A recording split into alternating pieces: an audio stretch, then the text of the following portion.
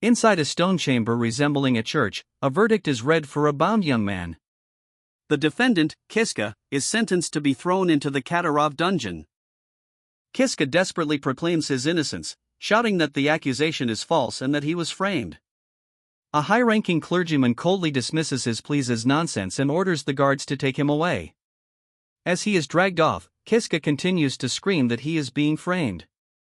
The narrative shifts to the past, showing Katarov village, the place where Kiska was born and raised. It is a bustling town, constantly crowded with adventurers who have come to challenge the S-rank Katarov dungeon located there. In contrast to the adventurers, Kiska's life was that of a simple farmer. He is shown sitting alone, looking out at his field, which has been completely ruined. In the flashback, a young Kiska is confronted by Darga, the village head's son, and his two friends. Darga mockingly brings up Kiska's poor harvest, which Kiska knows is because Darga himself wrecked the field. Kiska tries to apologize, but Darga cuts him off. Kiska internally reflects on his status as an alk, a name for people with silver hair in his country. They are perpetually bullied because of a historical incident where a human betrayed the country to help demons. Despite being the victim whose field is always wrecked, Kiska is subjected to a brutal beating.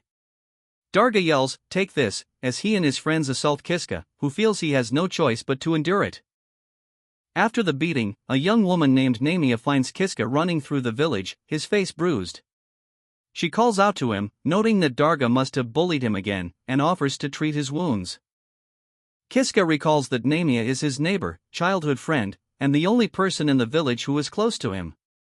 As she tends to his injuries, she asks why people dislike him. Kiska laments that his silver hair is just disgusting. Namia disagrees, telling Kiska she thinks his hair is cool. Kiska reflects that while his silver hair only brings him misfortune, Namia accepts him unconditionally. She then gets his attention by calling his name. While they sit together on a bridge, Namia calmly announces to a still bandaged Kiska that she is going to marry Darga. The news leaves Kiska utterly speechless and horrified. Struggling to process the information, Kiska forces a smile and congratulates her. Seeing through his facade, Namia looks at him with concern and asks if he is truly okay with her decision. Namia questions Kiska's intention to stay in the village forever, reminding him that everyone there bullies him and warning that he will eventually be broken if he remains. Kiska, feeling hopeless, retorts that he has nowhere else to go. Taking his hand, Namia looks at him earnestly and makes a shocking proposal, "Kiska, let's elope." Her words leave him stunned once more.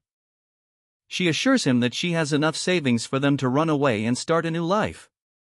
With tears in her eyes, Namia confesses that she doesn't want to marry someone like Darga, revealing her earlier statement was a ruse.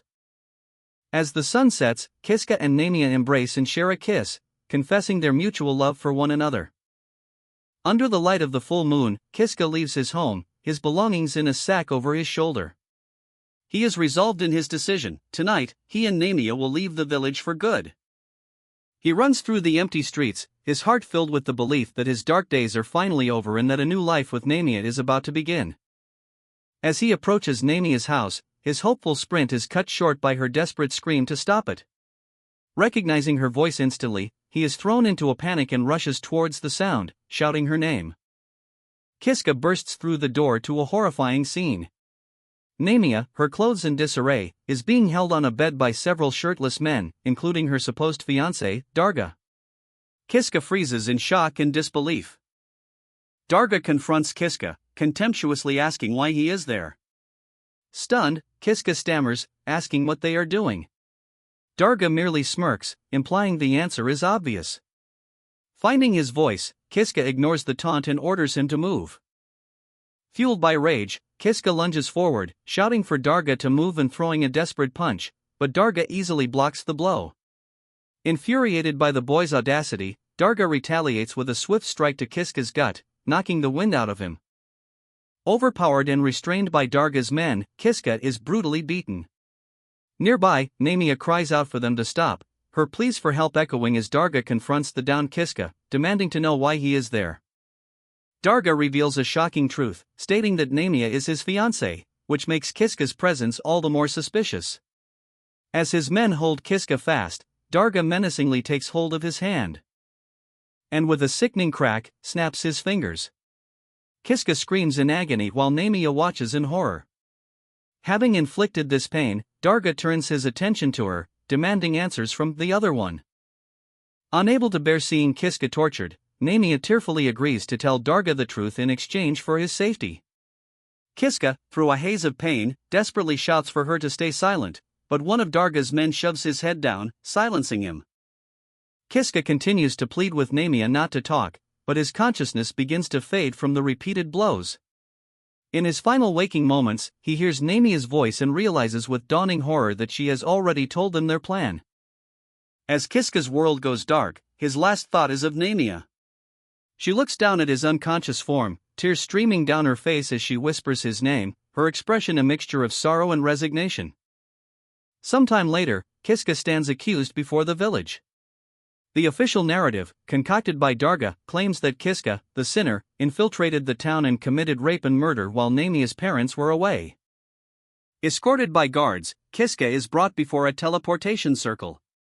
A high-ranking official declares his sentence: he will be sent to the inescapable Katarov dungeon. Kiska internally recalls the horrific events that followed Namiya's confession. Upon learning the truth of their plan, an enraged Darga murdered Namiya, then pinned all of his own crimes onto Kiska. He reflects on his powerlessness. The false testimonies from Darga and his two cronies, bolstered by the village head's authority, rendered any of his own pleas useless. Resigned to his fate, Kiska remains silent as the official announces the execution will now commence. The official orders a guard to cut a rope, initiating the teleportation sequence. The crowd murmurs that no one has ever returned from this transport, confirming it is a death sentence, a fact the official readily affirms before giving the final command. As the magical runes flare to life, engulfing him in a blinding light, Kiska's despair and grief twist into a single, overwhelming emotion: hate. As Kiska hurtled through the void of the teleportation spell, his mind was consumed by a singular, burning emotion. He recalled how Namiya was killed by Darga, and how the village head and the public refused to listen to his testimony. His grief twisted into pure rage as he screamed internally, "I hate them all."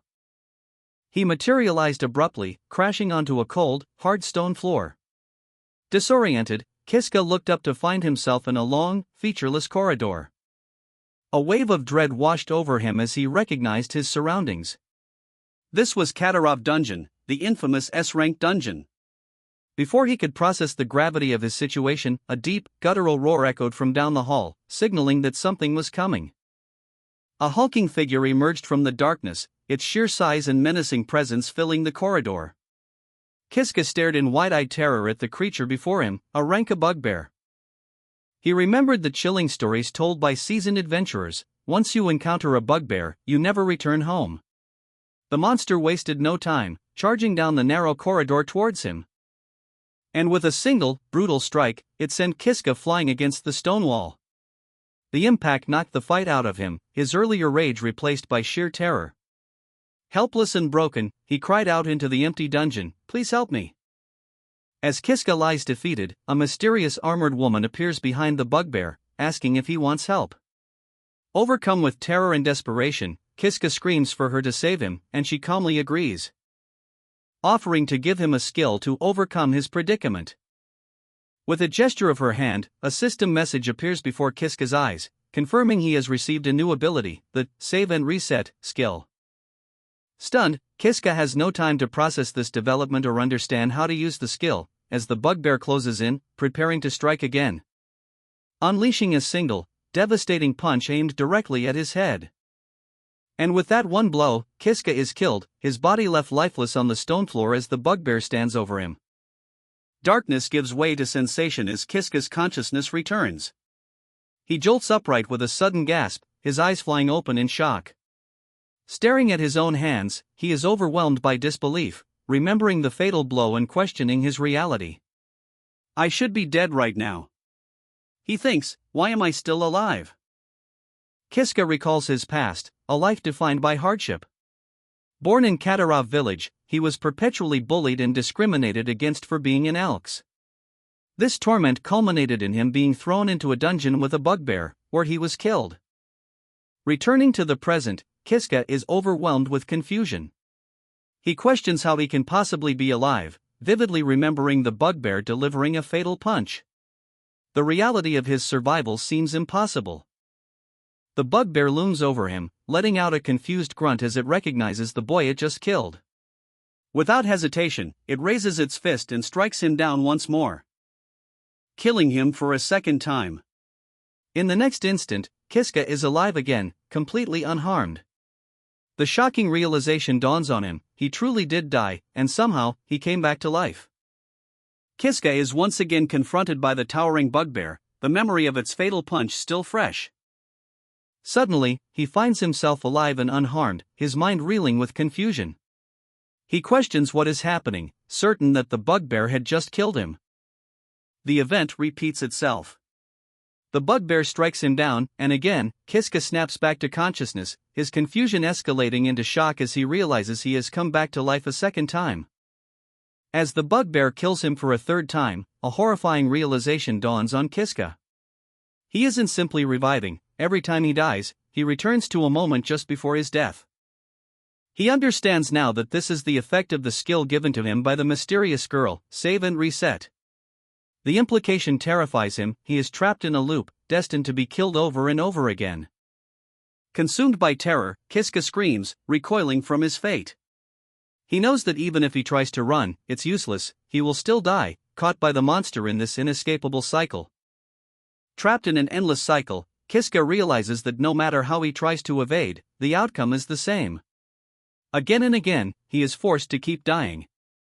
The constant pain becomes unbearable, and he finds himself wishing for anyone to grant him a true death. A sudden realization strikes him: if he were to truly die, the suffering would finally end. This thought prompts him to summon his status screen. He sees his save and reset skill and understands that if he can turn it off, he will be freed from this hell. He frantically searches for a way to deactivate it. However, as he touches the status bar, memories flood his mind: the smiling face of Namia, the cruel visage of Darga who killed her, and the villagers who tricked him. He questions if allowing himself to die for good would mean letting his all-consuming hatred simply disappear. He vehemently rejects this notion. With a furious scream, he decides he will not give up, channeling his rage into a direct assault on the bugbear, and charges forward without a second thought. In this new attempt, he recalls managing to dodge the monster's first attack, but the second blow still found its mark, killing him once again. Kiska reflects that he has died more than 100 times, a process that has allowed him to perfectly memorize the bugbear's opening attack, a swing from its right arm, which he prepares to evade. By squatting under the first blow, he anticipates the follow-up attack from the left arm, rolling to the right and positioning himself behind the beast. He reminds himself to remain calm, knowing that even a successful escape would lead to being easily killed. Instead, he must attack. Dodging another swing, he recognizes this fluid movement as the direct result of his countless deaths. With perfect timing, he lands a solid punch on the bugbear's face. The attack is a success, but he immediately realizes his physical strength is far too weak to be lethal, only managing to stagger the creature. His blow has stunned the bugbear, giving him 25 seconds before it recovers. Kiska knows he must use this time to find a way to handle the situation, recalling that dungeons often contain hidden treasures he can use. He rushes to a familiar corner but finds nothing. Frustrated, he realizes there is a section of the room he has never explored before and turns his attention to the new area. Kiska recalls one of his many past failures, a moment where he misjudged his path and fell into a deadly spike trap, resulting in his death. He reflects on the sheer repetition of his efforts, having attempted this section around 200 times. Through these repeated battles with the bugbear, his movements have grown faster, allowing him to stun the creature by striking its eyes and earning a precious 35-second window before the monster recovers. This is the furthest he can safely advance, standing at the precipice of a corridor filled with numerous traps. Steeling his resolve, Kiska decides he is ready. As the bugbear begins to stir behind him, he takes a running leap over the wall and into the trapped area, and lands perfectly between the deadly spikes. Overcome with relief and a touch of manic glee, he breathes out, realizing he has finally succeeded. Wondering just how many times he had been impaled to achieve this, Kiska now has a clear path to the hidden room. He crawls into the dark, narrow passage, moving towards the light at the far end. Having overcome the spike pit, Kiska enters a new chamber. His eyes widen in surprise as he discovers what he's been looking for, a treasure chest resting on a pedestal in the center of the room. He eagerly opens the chest, revealing a large, crystalline ring inside. A system message appears, confirming his acquisition. You've acquired Crystal of Wisdom. The effect will appear when used.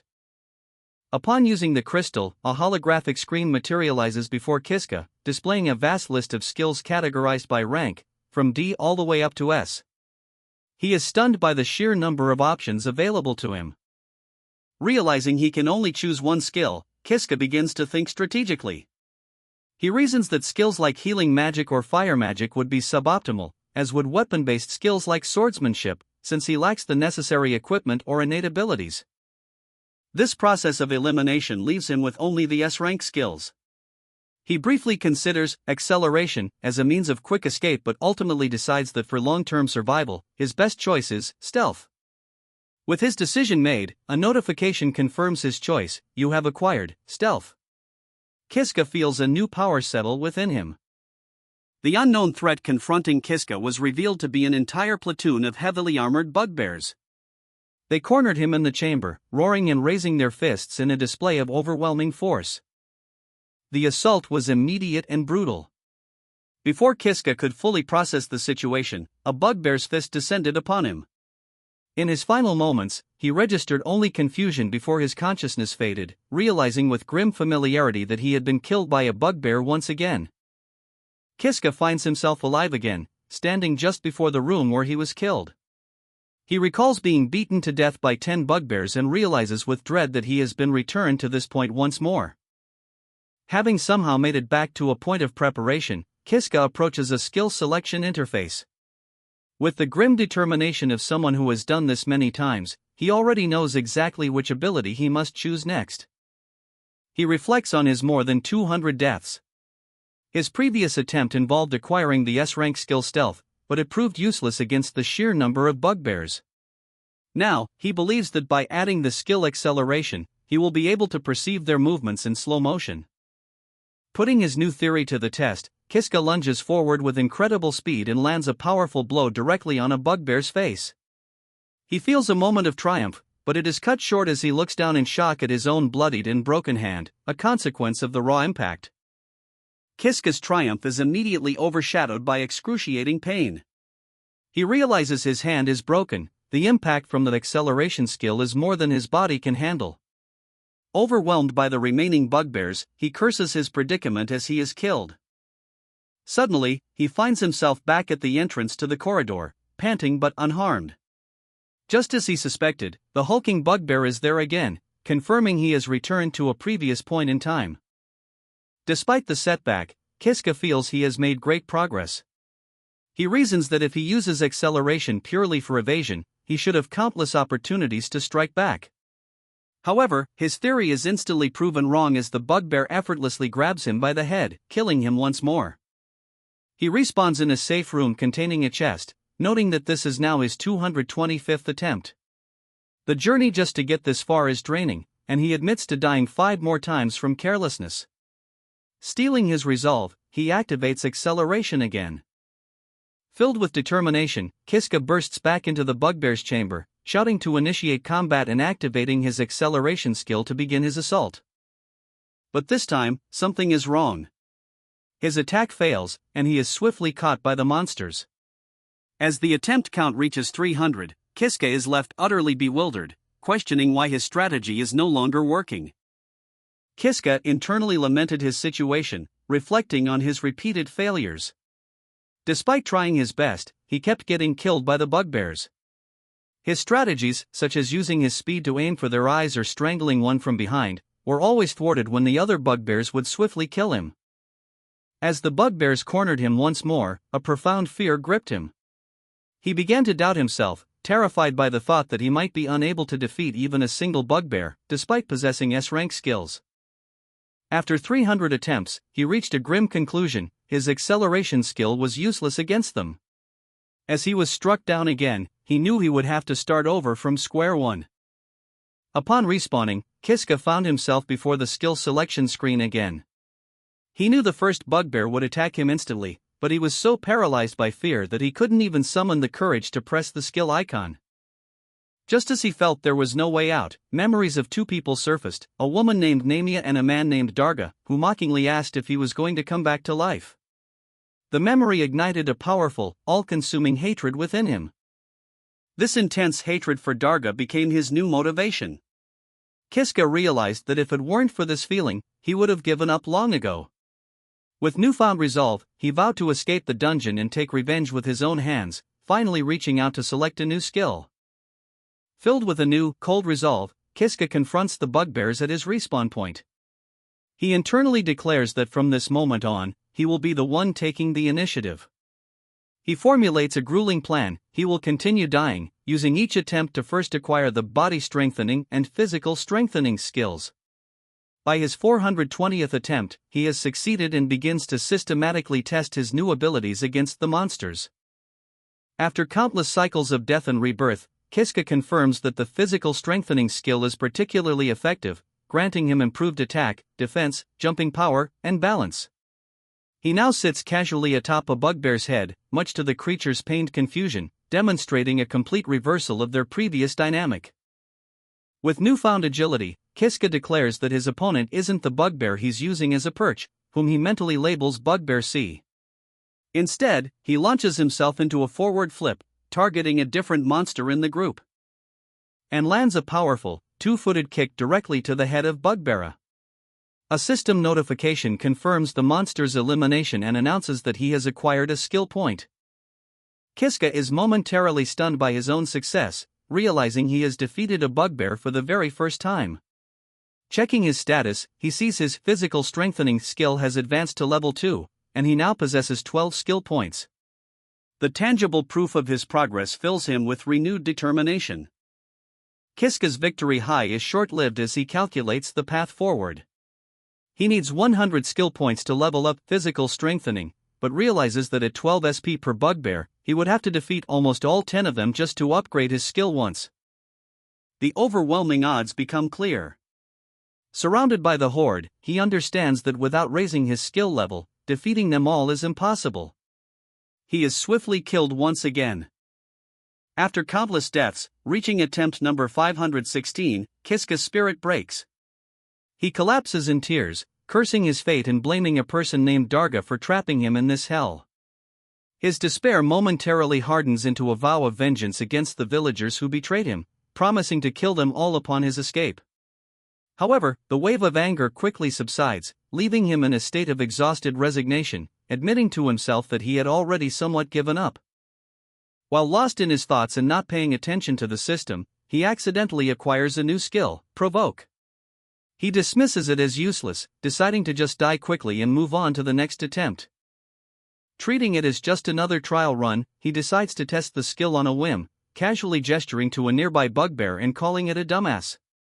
The effect is immediate and startling, as the targeted creature explodes with focused rage. To Kiska's utter astonishment, the enraged bugbear charged right past him, ignoring him completely. Instead, it violently attacked one of its own comrades, sending the other monsters into a state of confusion. The chaos escalated as the bugbears began fighting amongst themselves. Witnessing the absurd scene of his enemies destroying each other, Kiska's initial shock slowly gave way to a disbelieving chuckle. His laughter grew manic as the realization dawned on him. All his previous struggles felt meaningless compared to the sheer effectiveness of this one, seemingly useless skill. A dark resolve formed as he decided to use this power to crush them all. With the fog of despair lifted, Kiska's confidence surged. He turned to the entire horde of monsters and boldly challenged them, calling them all small fry and beckoning them to attack. He then began to actively lead the enraged mob on a chaotic chase, expertly weaving through their ranks, and taunting them relentlessly, causing the mindless bugbears to crash into and attack each other in their blind fury. The strategy was brutally effective. Soon, the floor was littered with incapacitated bugbears, leaving only 2 standing. Kiska, grinning triumphantly, taunted the final pair, declaring he would take them both on at once. Facing the last two enraged bugbears, Kiska strains as he catches their powerful, crossing blows with his bare hands. And with a final surge of strength, he forces their heads to collide, incapacitating them instantly. He stands over the pile of defeated monsters, bloodied but victorious, clenching his fist in triumph. He lets out a cathartic shout, celebrating his long-awaited success. This victory was the culmination of immense perseverance, marking his 510th attempt to finally conquer the treasure room and its 10 bugbear guardians. Kiska's triumph is short-lived. After he defeated the 10 bugbears, an exit appeared, but it led him directly into the path of a new, terrifying monster, a flaming, headless creature. The new passage led to a different level of the dungeon, trapping him in a corridor with the relentless beast. He identifies the monster as a rank headless mule, a creature that has already killed him 10 times. However, Kiska finds a sliver of hope in a crucial discovery: his respawn point has been updated to the room he just cleared, meaning he no longer has to fight the bugbears repeatedly. While exploring a section of the floor he hadn't reached before, Kiska comes across a large empty chamber containing 3 large, ornate teleportation circles. Realizing he must choose one of the 3 paths to continue, he decides not to dwell on the possibilities. Without hesitation, he steps onto the central teleportation circle. Having respawned, Kiska steels himself with the knowledge that he can always die and restart if he makes a mistake. He proceeds down the only available path, a long, torchlit corridor, and notices something unusual at the far end. He discovers a woman with long dark hair, clad in armor, suspended unconscious within a cylindrical prison of light and bound by chains. Kiska is stunned, realizing this must be the person who granted him his save and restart skill. He observes the energy field surrounding her, noting it looks like some kind of barrier, and reaches out a hand to touch it. And the instant his finger makes contact, the barrier violently shatters with a surge of energy, shocking him. With the barrier gone, the woman falls to the floor. Kiska rushes to her side, asking if she is alright as she begins to stir and sit up, seemingly disoriented. The mysterious woman confirms that Kiska must have awakened her. She introduces herself as Ajiha Tsubaki, explaining that she is an ex-hero who was sealed away in this location. After Ajiha asks for his name, he nervously introduces himself as Kiska. She compliments his name and then makes a simple request, asking him to bend down a little. And promptly kisses him. Kiska is left completely stunned and flustered by the sudden act, questioning what she is doing. Ajiha explains that she just wanted to thank him, but her nonchalant demeanor only adds to Kiska's confusion. Sensing his desire to leave, she asks if he wants to get out of this place. Kiska confirms that he is definitely planning to escape. Hearing this, Ajiha takes his hand and confidently declares that she will get him out of there. She immediately demonstrates her power by instantly obliterating a creature Kiska recognizes as an A-rank headless mule. As he stares in amazement, Ajiha turns back to him with a smile and asks if he thinks she is strong.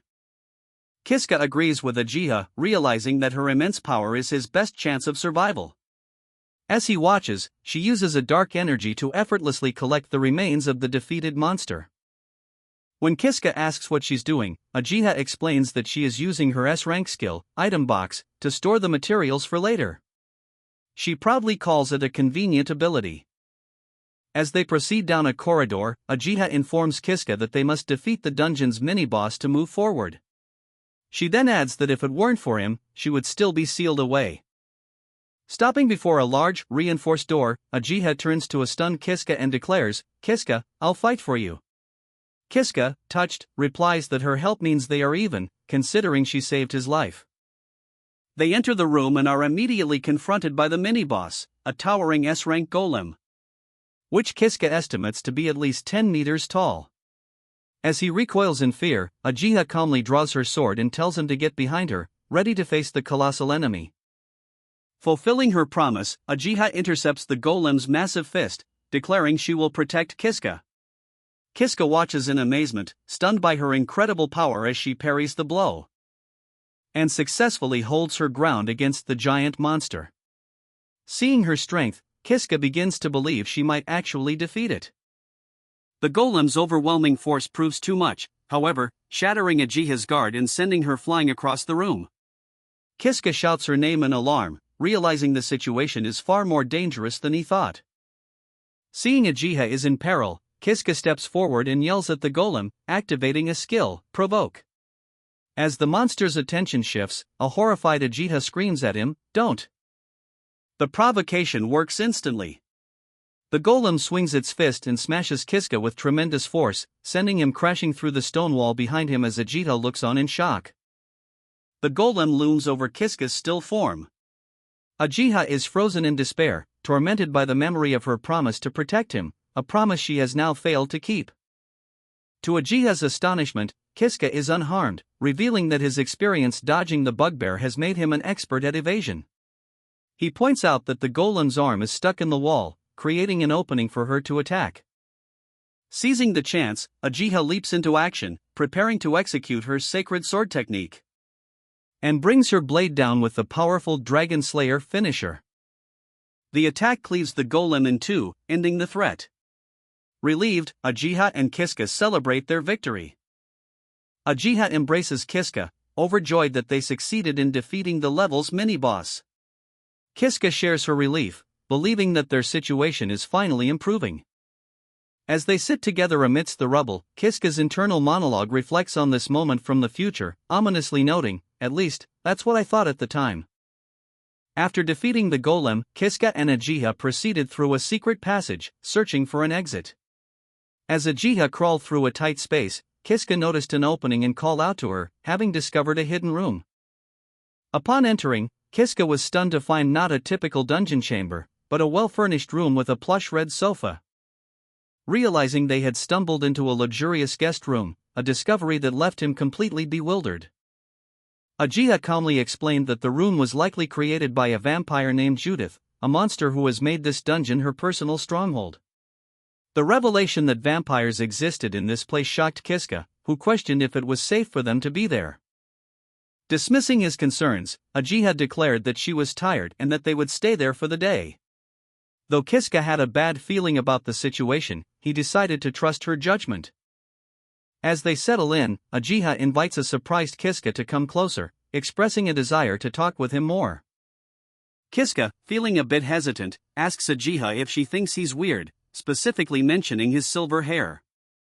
To his surprise, Uchiha dismisses his concern, telling him she thinks his hair is nice and pretty, almost magical. Kiska reflects internally on this compliment. His silver hair is a characteristic of the hated Arcus tribe, and he recalls a past filled with scorn. He notes that, besides someone named Namia, Uchiha is the only other person to ever look at his hair with a smile. Uchiha offers a possible reason for her different perspective, revealing to a stunned Kiska that she is from a different world. Though he has never heard of such a thing, Kiska looks at her directly and states without hesitation that he believes her, bringing a pleased smile to Uchiha's face. Sitting together, Kiska reflects on the strange closeness he feels to Uchiha, wondering if it's another consequence of her being from another world. He concludes that he expected her to say something so unbelievable, showing his complete acceptance of her story. The quiet moment is broken by the sound of Kiska's stomach growling. He admits to Uchiha that he's barely eaten since entering the dungeon. Seizing the opportunity, Uchiha cheerfully announces she will cook for him, revealing she has plenty of headless mule meat in her item box. Uchiha quickly gets to work in a well-equipped kitchen space, skillfully preparing the meat and a stew while Kiska watches in astonishment. In no time, she announces that the meal is ready. She presents a full, lavish meal of roasted meat and soup. After a moment of thanks, Kiska takes his first bite and is immediately stunned by the incredible flavor, declaring it amazing. Delighted by his reaction, Uchiha celebrates her success. Kiska explains that food is extremely scarce in the dungeon, and using the few herbs and seasonings she had, she managed to create a truly delicious meal. He internally reflects that this is the first proper food he's had since being exiled to this hellish place. Overwhelmed by the taste and the kindness, Kiska begins to cry. Startled, Uchiha asks if he's crying and worries that she might have added too much spice to the food, completely misinterpreting his emotional reaction. After a tiring day, Kiska decides it's time for bed. Seeing only one bed in the room, he tells Uchiha she can have it, volunteering to sleep on the couch himself. Uchiha, however, dismisses his offer as unnecessary. She cheerfully suggests they can both sleep in the bed together, a proposal that completely shocks Kiska, who stammers out a refusal. Ultimately, they settle on separate sleeping arrangements, with Ajiha taking the bed and Kiska taking the couch. He breathes a quiet sigh of relief. And as he lies down, he reflects on his situation. He feels pathetic for relying so heavily on Ajiha, but also hopeful that with her help, he can escape the dungeon. He resolves to become more self-sufficient starting now. His thoughts are cut short as Ajiha suddenly appears above him, having silently gotten out of bed. She pins him to the couch, leaving him stunned and speechless. With an unreadable smile, she grabs his hand and brings it towards her chest, making a bizarre request, "Hey, Kiska. Try touching them." Still pinning Kiska down, Ajiha takes his hand and presses it to her chest, asking if he can feel her racing heart. With an intense expression, she confesses, "I love you, Kiska." Her confession becomes a frantic, repeated declaration of love, leaving Kiska utterly bewildered. He stammers, wondering what he could have possibly done to deserve this. Snapping out of her fervor, Ajiha looks at him blankly and asks what he is talking about. Kiska, still confused, asks if he saved her. Ajiha confirms that he did, and begins to explain her past. She reveals that for ages, she was sealed away deep within the dungeon, waiting for hundreds of years for a prince to come and rescue her. Kiska realizes that Ajiha must have been the one who gave him his skill.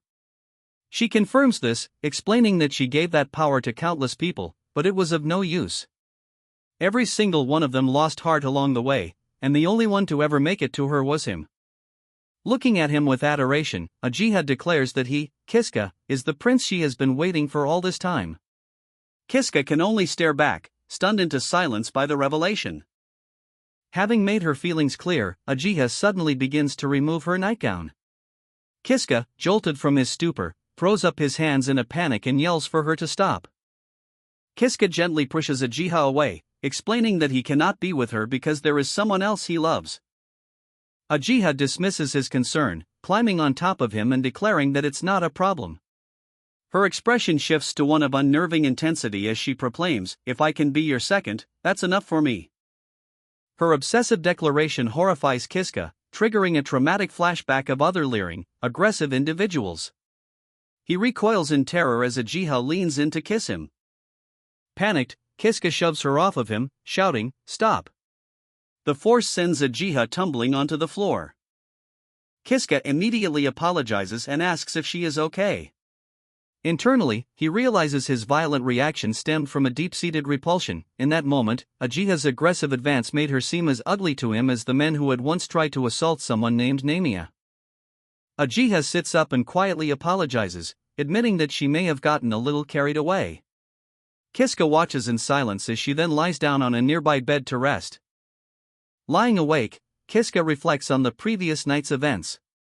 He feels he should have been gentler when he pushed Ajiha away, but his refusal was instinctual. He hates to admit it, but he knows he cannot escape the dungeon without her power.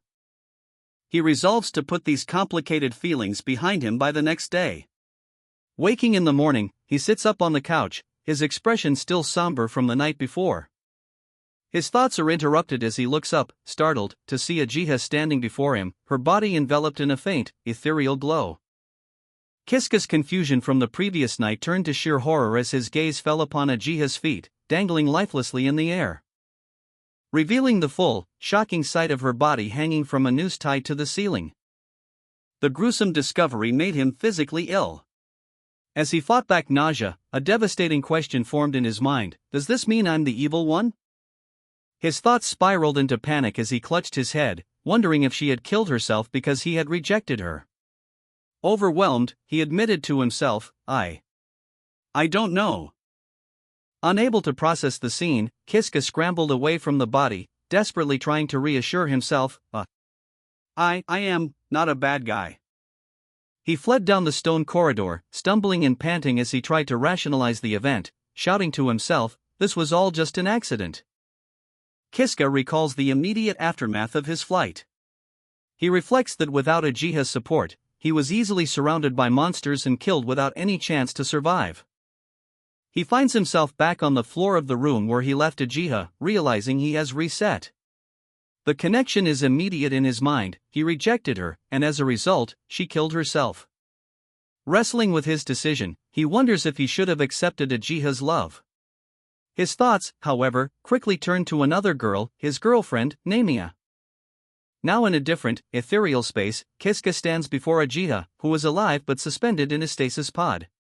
He realizes that if he rewinds, she will always be here, and resolves that this time, he will accept her love. As he makes his choice, the chains binding Ajiha's pod shatter violently.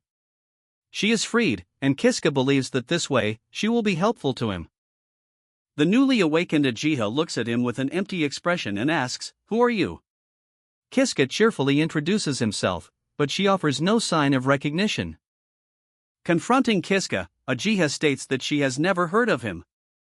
She then leans in and asks why he smells so bad, leaving him stunned. Kiska is struck by a bizarre feeling. Though she looks identical to Ajiha, he senses she is somehow different. He cautiously asks if she is, in fact, Ajiha. The girl places a hand on her head, correctly deducing that this is their first meeting and that Kiska must have gone against her in a previous timeline. Kiska panics, insisting it's a misunderstanding and that he isn't her enemy.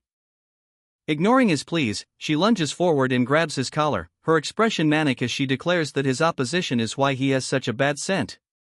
Kiska cries out for her to stop. She tightens her grip, choking him as she delivers a chilling warning. He shouldn't think that he can just die and reset everything, because his actions can reach the soul. Terrified, Kiska struggles to ask who she is. He pleads to speak with Ajiha, but the girl coldly reveals that the real Ajiha refuses to talk to him. With a final, menacing glare, she warns him that this will be his last chance. Kiska recalls the final moments of his previous life loop.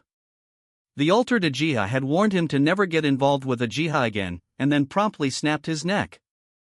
Waking up with a gasp at his reset point, Kiska struggles to comprehend what happened. He is horrified by the realization that Ajiha seems to possess two distinct and warring personalities. He concludes that he can no longer have anything to do with her. Fearing that the hostile personality will simply kill him on sight, Kiska resolves to abandon his plan of going back to Ajiha and breaking the seal. Though he acknowledges that navigating the dungeon without her help will be difficult, he decides he must find another way.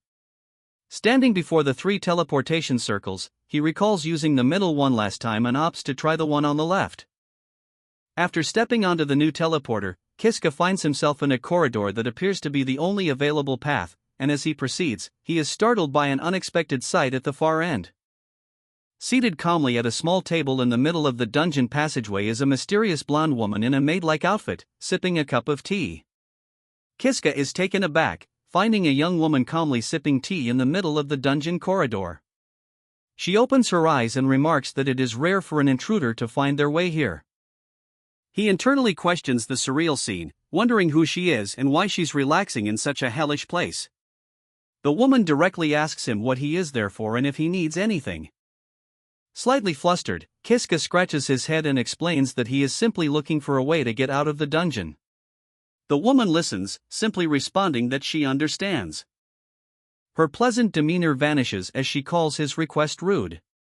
With an air of superiority, she begins to reveal her identity to the confused Kiska, stating that she is the great true ancestor of the vampires. She admonishes him, saying his attitude is not appropriate for someone who knows who she is. As she speaks, she casually slices her own forearm, causing blood to drip down.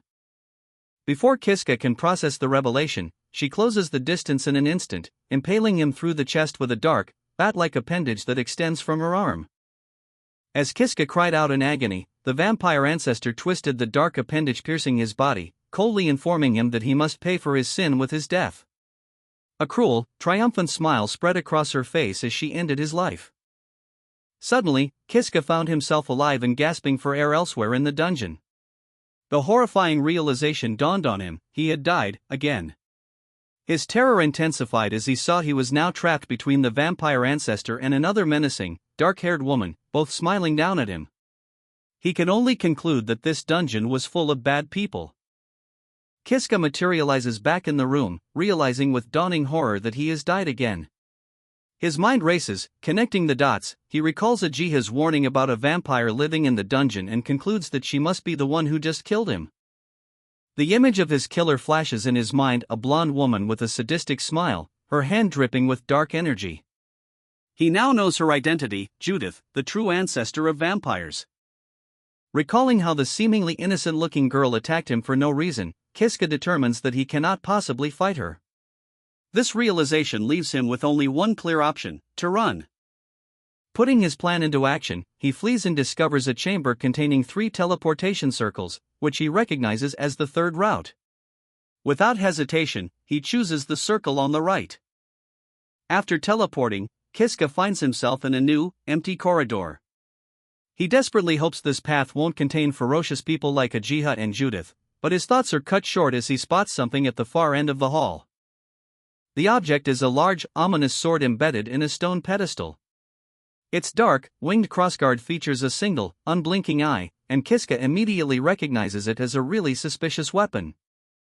Having arrived in this new location without a weapon, Kiska reasoned that the powerful-looking sword was his only hope for escaping the dungeon. He decided to take the risk, reaching out and gripping the hilt. But the instant he touched it, a sharp, agonizing pain shot through his entire body, causing him to cry out. He recalled that the pain lasted for several minutes, during which he was physically unable to let go of the sword, before he finally fainted. When he came to, he was relieved to find himself still alive. Pushing himself to his feet, Kiska cursed, still reeling from the painful experience. The sword remained firmly in his grasp. He looked down in shock, discovering that his right arm had fused with the weapon, becoming one with the sword's hilt. He also realized it was incredibly heavy. Frustrated that his progress was halted by this new burden, Kiska found he could barely move his arm. As he wondered what to do, a large, beast-like creature appeared in the corridor ahead. Confronted by an A-rank werewolf, Kiska is overcome with despair, believing he is about to die. As the monster lets out a ferocious howl, the cursed sword slips from his grasp and clatters to the stone floor. But to his utter shock, the sword suddenly moves on its own, pulling him forward in an uncontrollable, high-speed charge directly toward the beast. Before he can process what is happening, the blade effortlessly slices through the werewolf and several other monsters behind it, leaving a trail of carnage. Kiska stares in disbelief at the weapon now fused to his arm. He realizes the sword has a mind of its own. Though unsettled by its creepy, sinister nature, a manic resolve forms within him. He decides he will use this power, no matter the cost, to escape the dungeon. Embracing his new strength, Kiska carves a path through the dungeon, easily dispatching any monster that stands in his way. He feels a surge of confidence, believing that with this black sword, he can defeat any enemy. He soon arrives at a large, ornate set of doors which he recognizes as the entrance to the mini-boss room. He recalls fighting a golem there before and wonders if he will face the same opponent again. Upon entering the next chamber, Kiska comes face to face with the room's boss, a formidable S-rank griffin. He immediately recognizes its immense power. The griffin lunges to attack without hesitation, its powerful talons smashing into the stone floor as Kiska dives out of the way.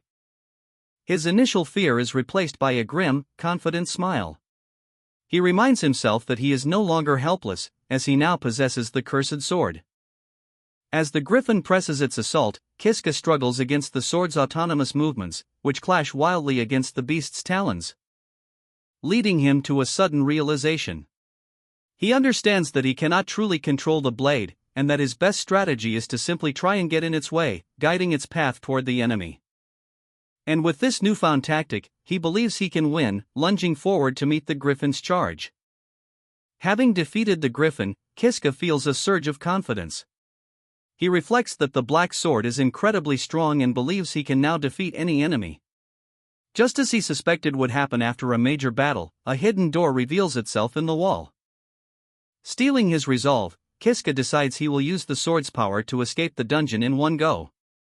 However, as he begins to walk, a sudden, agonizing sensation grips his body. And he realizes with dawning horror that the cursed sword is growing larger, its dark, veinous substance spreading further up his arm and shoulder. Suddenly, a woman with long blonde pigtails appears before him in the corridor. She looks at him with a sly smile and remarks, "Oh my, you've grown up so much." Stunned and terrified, Kiska recognizes her, uttering the name, Judith. Still struggling with the sword's corruption, Kiska confronts the woman he recognizes as Judith, demanding to know what she wants.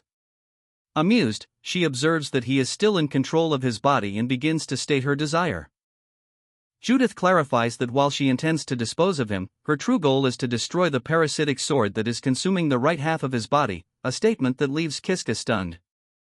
She explains that the weapon is a dangerous puppet player that grows by feeding on people and even monsters. Realizing the implication, Kiska asks if she is going to kill him, and Judith confirms his suspicion. Praising his quick intuition, Judith suddenly tears off her own left arm in a violent spray of black fluid, leaving Kiska utterly horrified.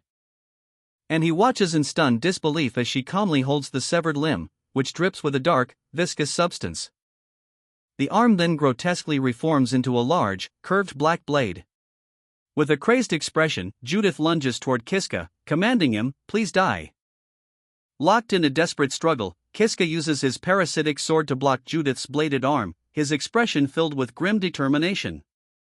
Forcing a stalemate. Judith leaps back, acknowledging with a confident smirk that destroying the sword now that it has grown so powerful will not be a simple task. Deciding to use a more drastic measure, Judith detaches her entire blade arm and launches it into the air. As Kiska watches in shock, she announces the name of her technique, Shallow Rainstorm. The airborne limb detonates in a violent explosion, unleashing a storm of sharp, black projectiles that tear through the air and impale Kiska's body from multiple angles. Standing over Kiska's fallen body, Judith laments that she had to use the technique, as it costs her the use of her left arm for a while. She states she had no other choice as her arm begins to slowly regenerate. Suddenly, Kiska finds himself alive and unharmed in a bare room. He collapses in frustration, realizing with dread that he has died again and is completely lost on how to proceed. Kiska internally reviewed the futility of his previous attempts, recalling the 3 distinct paths that all led to his death. Using the first teleportation circle resulted in being killed by a sealed entity named Ajiha, while the second led to a swift death at the hands of the vampire, Judith. Even the third option, which granted him the parasitic sword puppet, ultimately ended with him being killed by Judith as well. Concluding that his survival depended on finding a new way forward, Kiska resolved to forge a third route. His new plan was to use the power of the parasitic sword puppet to fight off Judith and finally conquer the dungeon. The immediate question, however, was how to achieve the power necessary to do so. A blonde woman explained the nature of the weapon. The sword is a dangerous parasite that feeds on humans and grows stronger by consuming monsters.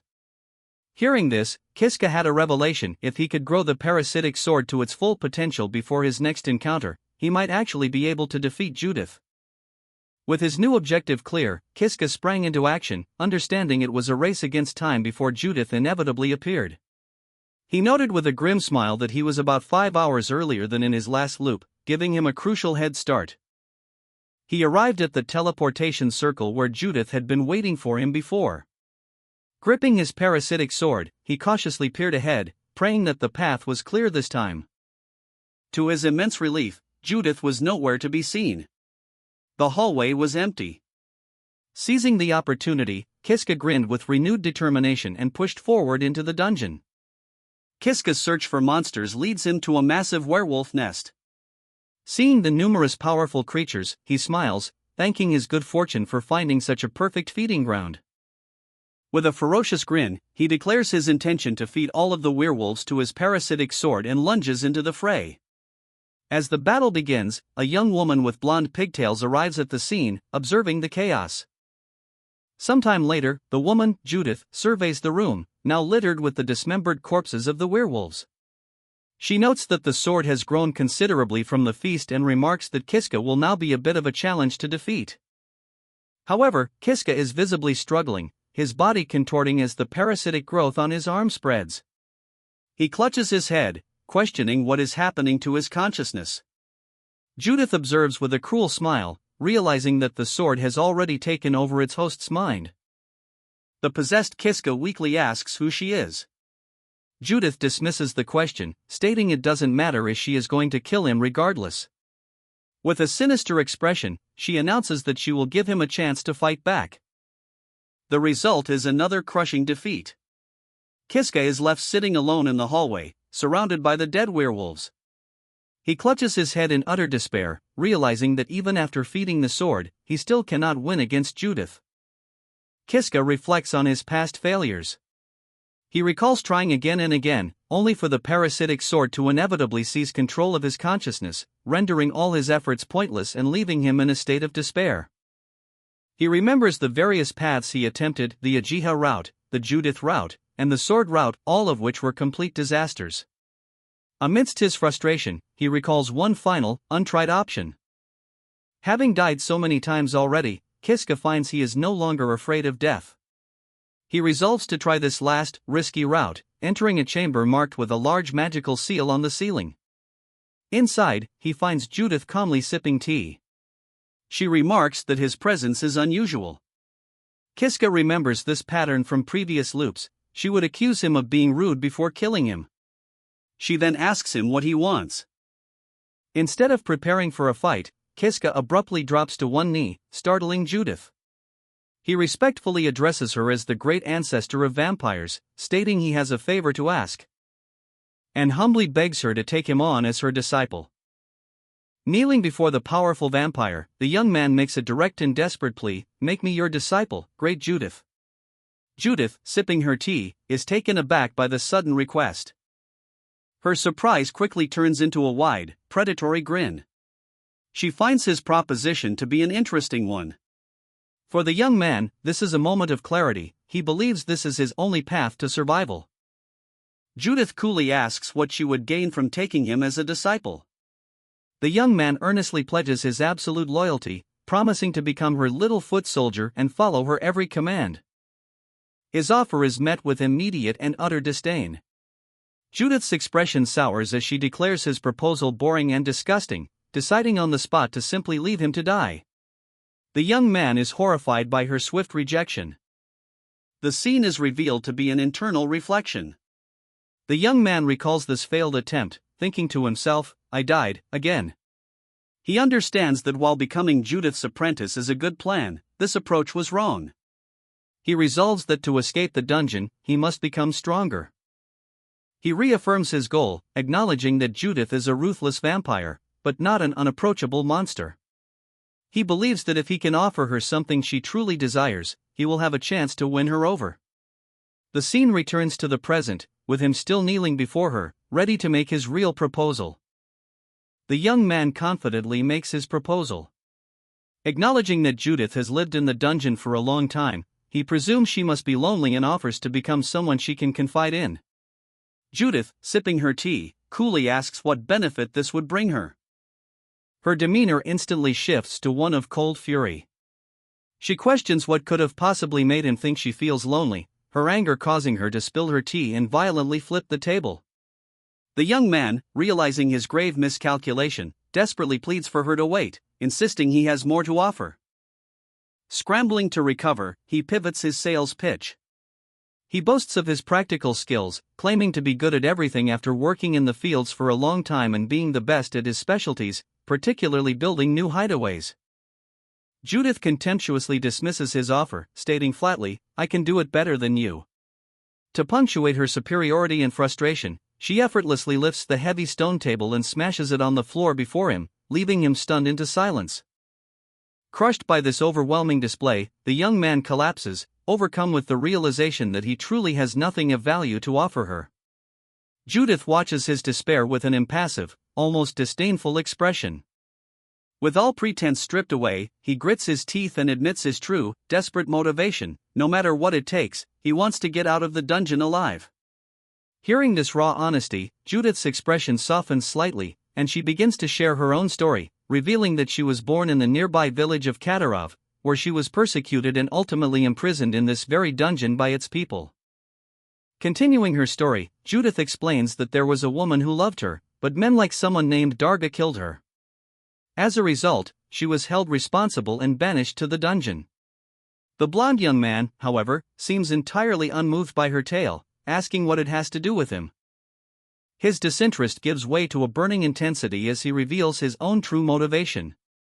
With a look of pure hatred, he declares his intent to take revenge. on all of the villagers who wronged him. He formally implores Judith for her help in this future massacre, pledging to give her all of his dedication. His violent proposition catches Judith by surprise, her expression shifting to a wide, sinister grin. Judith finds his declaration of vengeance to be very interesting. A newfound eagerness fills her as she considers his potential, though she cautions him not to get too happy just yet. Turning to lead him away, Judith makes him an offer. If he can pass a test she is about to give him, she will allow him to become her apprentice. As they walk down a stone corridor, she explains a unique rule of the dungeon. The young man confirms he used the leftmost of 3 teleportation circles to arrive, and Judith informs him that once a circle is used, there is no going back. Judith leads the young man through a hidden passage, revealing a dead-end room. There, resting against a wall, is an ornate and menacing weapon she identifies as the parasitic sword. She explains that this sword has troublesome properties, making it a parasite that he cannot even touch. His test, she declares, is to overcome its parasitic nature and learn to control it. The young man questions if it's even possible, but Judith dismisses his doubt, stating she expects him to fail.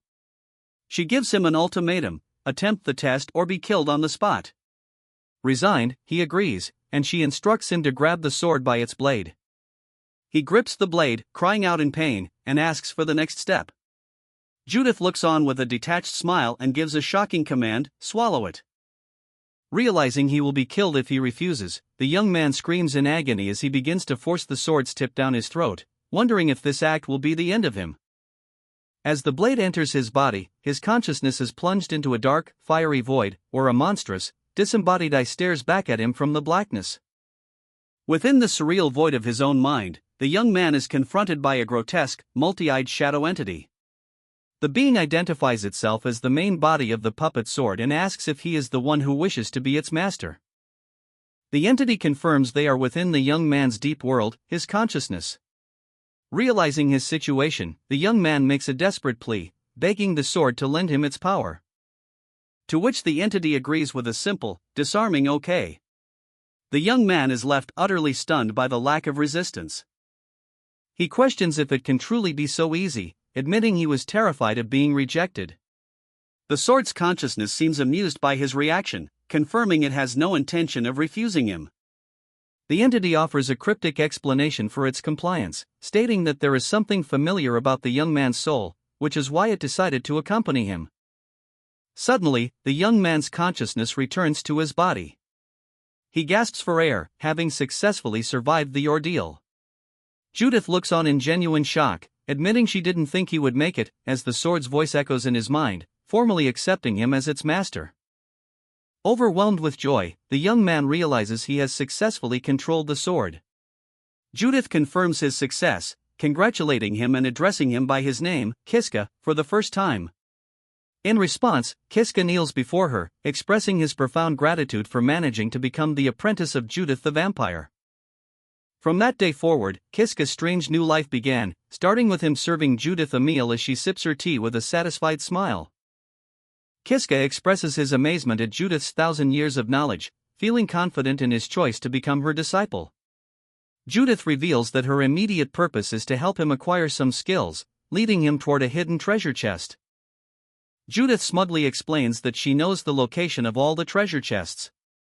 As Kiska opens the chest, a system message appears, announcing he has acquired the Crystal of Wisdom and that its effect will be activated forcibly. A large menu materializes, presenting Kiska with a list of skills to choose from, categorized from C to S rank.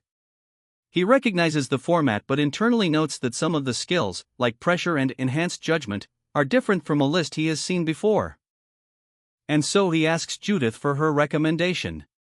She advises him to select swordsmanship, explaining that since the sword is now part of his flesh and blood, he needs the skill to control it properly when he summons it. Accepting her logic, Kiska selects and acquires the swordsmanship skill, celebrating his newfound ability. His excitement is cut short when Judith immediately tells him that to acquire the next skill, they must head to the deepest part of the dungeon. Judith confidently beckons him to follow her down a long, empty corridor. Kiska is left stunned and apprehensive at the daunting prospect of venturing into the dungeon's deepest level. Upon arriving at the dungeon's deepest level, Kiska immediately feels a bad vibe. Judith explains that they avoided most enemies by using a hidden passage. In the center of the long, stone hallway ahead of them sits a single, ornate treasure chest. Judith identifies it as another skill chest, but clarifies that this one is a test of luck. The crystal of wisdom inside belonged to a woman with a wide variety of skills, and Kiska will receive one of them at random. Understanding the stakes, Kiska eagerly decides to open it. A system message confirms he has obtained a crystal of wisdom and acquired the skill, attribute granting. Confused by the result, Kiska listens as Judith explains that while it's a rare skill, it's useless without magic skills to grant attributes to. Kiska slumps in disappointment, feeling he has lost the gamble. Judith reassures him, stating that such outcomes happen sometimes and that he shouldn't be discouraged, as he would have needed to acquire magic skills eventually. As they prepare to return to their hideout, Kiska's attention is caught by a large, imposing door at the far end of the corridor. He asks where it leads, and Judith calmly informs him that it is the room where the boss is, and that it also serves as the exit to the dungeon. The realization hits Kiska with full force: if he can defeat the boss, he can finally escape. He stares at the door, a renewed sense of purpose washing over him.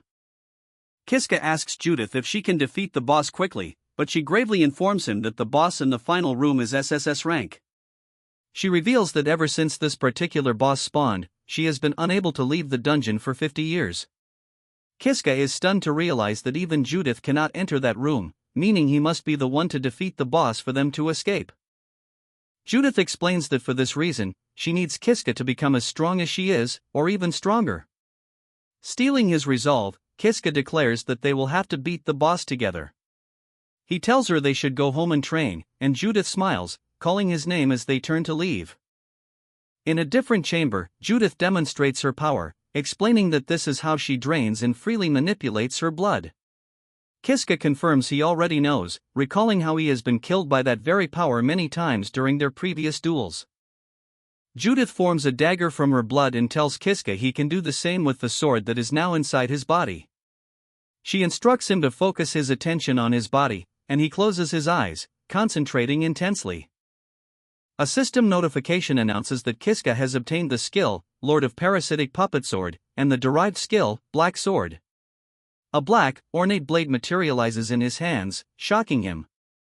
Judith offers her approval, stating that he will now be able to fight. Kiska looks at his new sword, filled with excitement that he is finally going to be able to fight. Judith then captures his attention, announcing that she will now give him his very first assignment. Judith issues Kiska his first training task: he will clear it if he can land even a single blow on her. Kiska is stunned by the proposition, questioning if he is really supposed to fight his new mentor. Kiska hesitates, stating that he doesn't think it's right for him to hit her. Judith misinterprets his concern, assuming he doubts his ability to harm her. She reassures him it's fine, as she possesses the ability to heal her own wounds.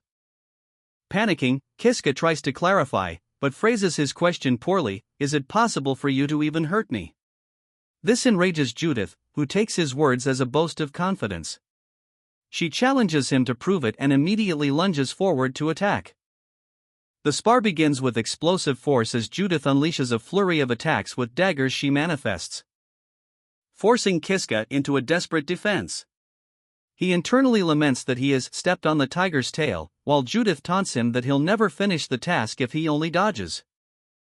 A powerful strike sends Kiska flying. As he recovers, he reflects on Judith's immense strength, noting she is a power fighter who can wield a large sword with one hand. He realizes that only his swordsmanship skill is allowing him to survive her onslaught, but it won't be enough to win. Overwhelmed by Judith's relentless assault, Kiska realized that if he remained on the defensive, he would be killed. Stealing his resolve, he decided he had to complete his task by finding a way to attack, planning to dodge and wait for the perfect moment. As Judith pressed her attack, Kiska found that the tip of his sword couldn't even reach her. He recalled that in their previous encounter she wielded a large sword, but now she was using a dagger, which explained her aggressive, close-quarters fighting style that kept him at a disadvantage. This realization, however, presented an opportunity. Believing he could manage an attack from a dagger, Kiska sought his opening and committed to a single, decisive blow. His plan was to receive her next strike without being thrown off balance, using the moment of impact to launch a counterattack aimed directly at her head. Putting his risky strategy into motion, Kiska met Judith's charge, declaring, "I will show you." The plan succeeded. Kiska's blade grazed Judith's shoulder, marking the first time he had landed a hit. Stunned by his own success, he immediately recoiled in shock and apologized, while Judith stood frozen in stunned silence. Kiska calls out to Judith in concern, horrified as he believes he has torn off her arm. Judith, however, turns to face him with a confident smile, dismissing the wound as a mere scratch that she can easily heal. She then formally congratulates him, stating that he has completed the task. Relieved, Kiska thanks her, feeling that he has grown significantly thanks to the trial. Judith internally reflects that choosing him as her disciple was the right decision. Her thoughts then turn to his performance, and she asks if he has prior combat experience, noting that his fighting style is not that of an ordinary person. Kiska nervously denies having almost any combat experience, but then quickly rephrases, laughing that if it's about combat experience, he has a lot of that. Judith, surprised by his seemingly contradictory answer, concludes that he must simply be a prodigious talent. Using a secret passage Judith had shown him, Kiska arrives in a new area of the dungeon which he recognizes as the Headless Mule habitat. Judith stands beside him, a slight smile on her face, and announces that they are there for a practical training session against actual monsters. Without warning, the Headless Mules unleash a coordinated barrage of magical projectiles, forcing Kiska onto the defensive. And he struggles to parry the overwhelming assault. Judith shouts from the sidelines, instructing him to tighten his arms and fight compactly when facing multiple opponents. Heeding her advice, Kiska adjusts his form and manages to block the entire volley of attacks. Kiska is stunned by his own success. Judith calmly explains that the Headless Mules are now out of magic, rendering them mere meat targets. With a sinister grin, she encourages him to be bold and go ahead with his attack. Putting Judith's lessons into practice, Kiska launches his counterattack with newfound confidence. He systematically targets the monsters, leaping forward to slice through the one on his left, then immediately pivoting to dispatch the one aiming for his back. And finally cutting down the last one as it attempts to flee.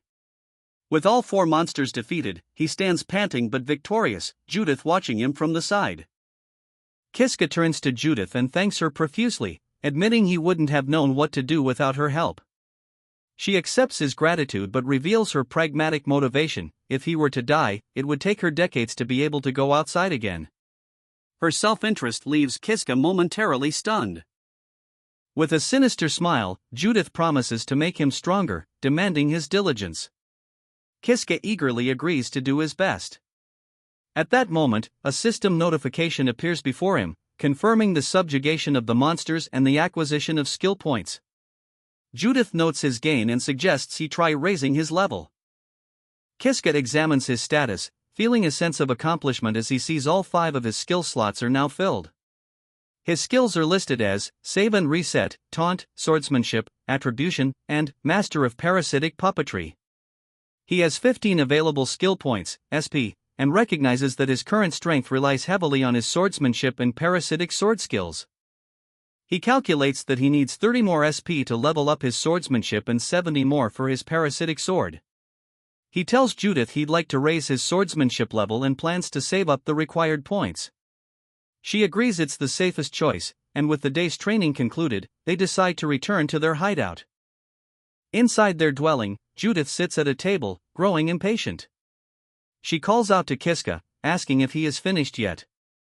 From the kitchen area, Kiska assures her he is bringing her order now. Kiska approaches, apologizing for the delay. He reflects that his duty since becoming Judith's disciple has not been to train, but to provide for her, which includes brewing a special kind of tea, monster blood. After taking a sip, Judith declares the blood a masterpiece. Kiska internally remarks on her peculiar obsession with drinking blood from teacups as if it were a delicacy. Judith then asks if dinner is ready, and Kiska confirms it is. Kiska serves the main course, a headless mule steak, apologizing for the lack of seasonings and variety. Judith silently notes that it's the same meal she had the previous day. To supplement the meal, Kiska presents a salad made from the wriggling trees he defeated. Judith expresses her distaste for it, prompting Kiska to warn her about malnutrition. She retorts that as a vampire, she doesn't need such nutrients, a confirmation that startles Kiska. Accepting her dietary restrictions, Kiska presents another item he found while harvesting, 3 dried fruits. Upon seeing them, Judith's demeanor changes completely, and she breaks into a wide, fanged grin of pure excitement. As they sit down to eat, Kiska explains to Judith that he decided to serve the meal immediately to mark the special occasion, though he originally planned to let the meat age for better flavor. He also reminds her to eat her salad. While eating, Kiska laments that he could cook much more elaborate meals if only he had more seasoning, a thought which leads him to wish he could leave the dungeon. Judith agrees, and Kiska recalls that she previously mentioned being able to go in and out of the dungeon freely. Judith confirms that she used to leave often, explaining that dungeons are more comfortable for vampires because they lack sunlight. Kiska assumes a strong boss monster trapped her, but Judith corrects him, stating that while that is a factor, it's not the only reason she's stuck. She reveals the true reason for her confinement. There was once a secret room, separate from the boss room, that contained a teleportation circle. She was the only one who knew of its existence, but one day, an unknown person destroyed it, leaving Kiska stunned by the revelation.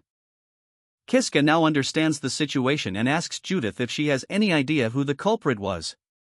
At first, she says she has no clue, but then pauses, admitting that she does have one theory.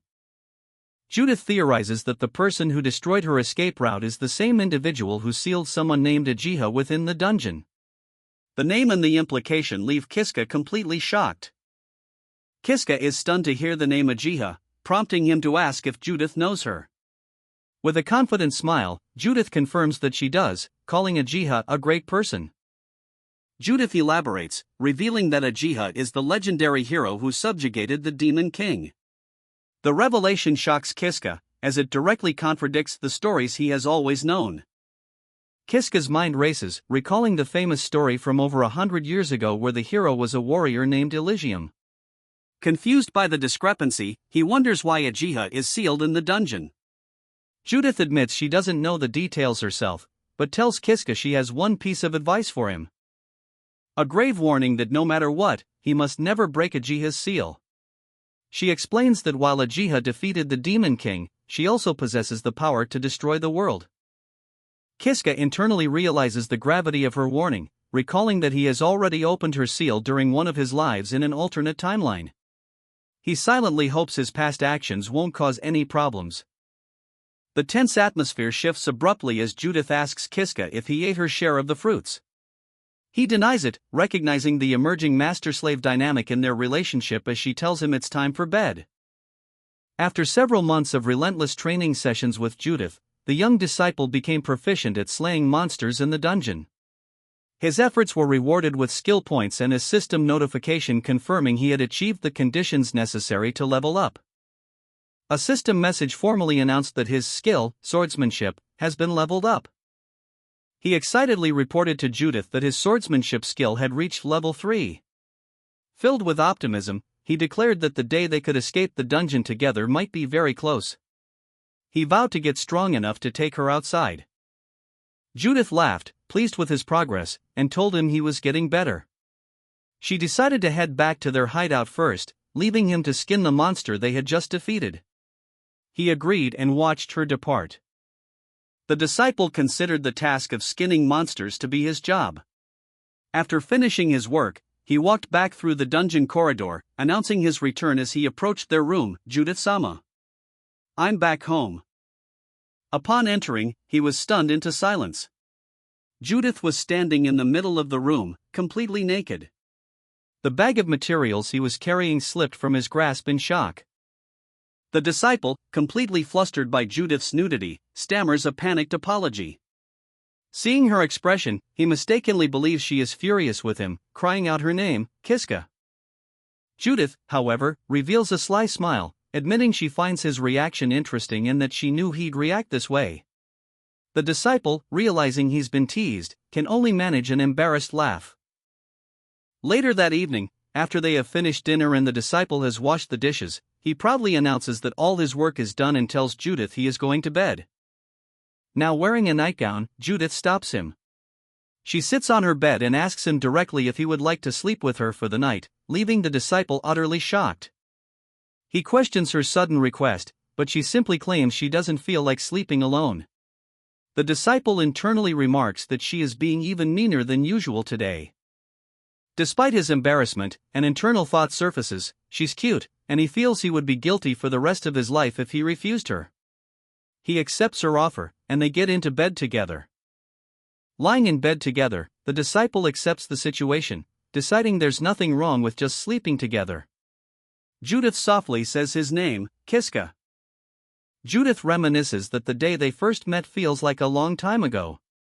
Kiska agrees, recalling his initial impression of her as a terrifying person.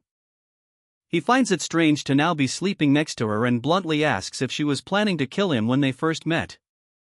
Judith is taken aback, surprised that he knew. Kiska's internal monologue reveals he only knows because she has killed him many times before.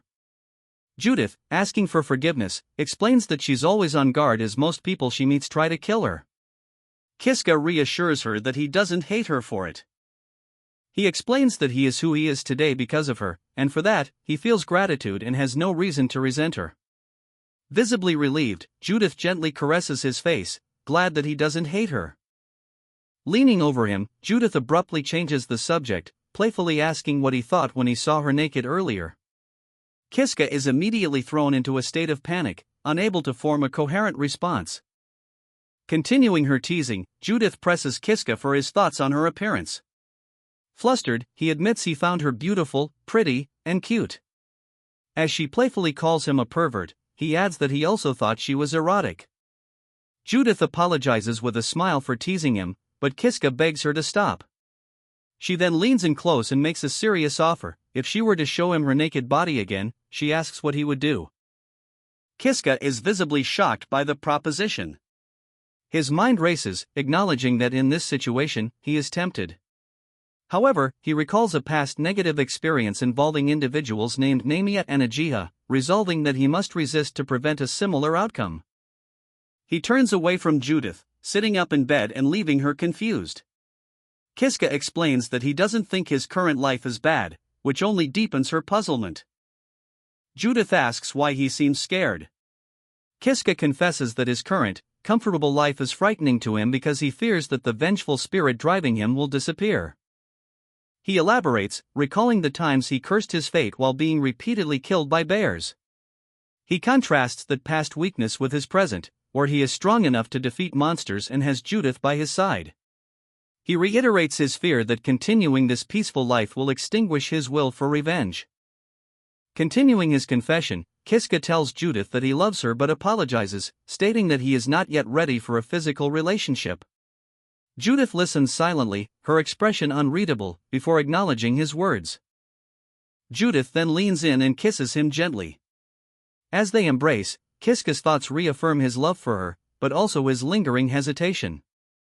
Kiska thinks to himself that he must settle many things before he can move forward. To his surprise, Judith smiles and agrees, telling him they can continue this after he has achieved his revenge. Kiska is flooded with relief, believing she understands his position. The tender moment shatters as Kiska is plunged into a horrific memory. In the same room, a dark-haired woman in armor suddenly appears, swinging a sword with immense force and decapitating Judith just as she says, "I love you." The memory continues in graphic detail, showing Kiska's face splattered with Judith's blood, his eyes wide with shock and horror as her severed head flies through the air and her body collapses onto him. As Judith's head rolls across the floor, the killer stands over the blood-soaked Kiska, who cradles Judith's corpse. The assailant coldly asks him why he couldn't choose someone named Ajiha, and instead chose Judith.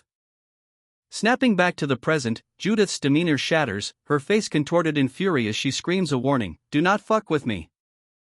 Standing over the blood-soaked disciple, Judith repeats her furious warning, "Don't fuck with me." Nearby, Kiska's decapitated body lies on the floor as the disciple stares up in terror. The disciple's mind reels in shock as he recognizes his attacker, whispering her name, Ajiha. He questions how she can be here when she is supposed to be sealed. The horrific scene triggers a memory of a similar past event when she granted him the save and reset ability, and he cries out in despair for the slain Kiska. Kiska's severed head speaks, her voice urgent as she pleads with the disciple to escape. She warns him that Judith is dangerous and that even as just ahead, she is still. Her words trail off as Judith glares down, her patience wearing thin. Infuriated by Kiska's continued defiance, Judith calls her noisy and orders her to shut up, raising her bloodied dagger to strike again. And begins to repeatedly and brutally stab Kiska's severed head into the stone floor. The disciple can only watch, paralyzed by horror, his thoughts unable to keep up with the savagery as he finds himself unable to even make a sound. Standing over the disciple amidst the carnage, a blood-splattered Judith catches her breath. With a deranged smile, she confesses her feelings to him, stating, "I love you." "That's why," she declares, hurling a bladed weapon that impales the disciple through the back. As he gasps in pain, she gives him a final, possessive warning: if she ever catches him with another woman, she will not forgive him. As his life fades, the disciple is consumed by a single, agonizing thought: after everything he has endured, is he simply going to die again? Suddenly, the disciple jolts awake, gasping for air in a different, undamaged room. Utterly disoriented, he frantically tries to understand what has happened and how far back in time he is rewound. He summons a status slate to check the skills he had acquired from Kiska. To his absolute horror, he sees that all 5 skill slots, which had been filled, are now completely empty. And he collapses to his knees in despair. The disciple realizes with crushing certainty that all the months he spent with Judith to gain those powers have become entirely meaningless. The disciple is overwhelmed by a wave of agonizing despair, screaming as memories of his lost companions flash through his mind.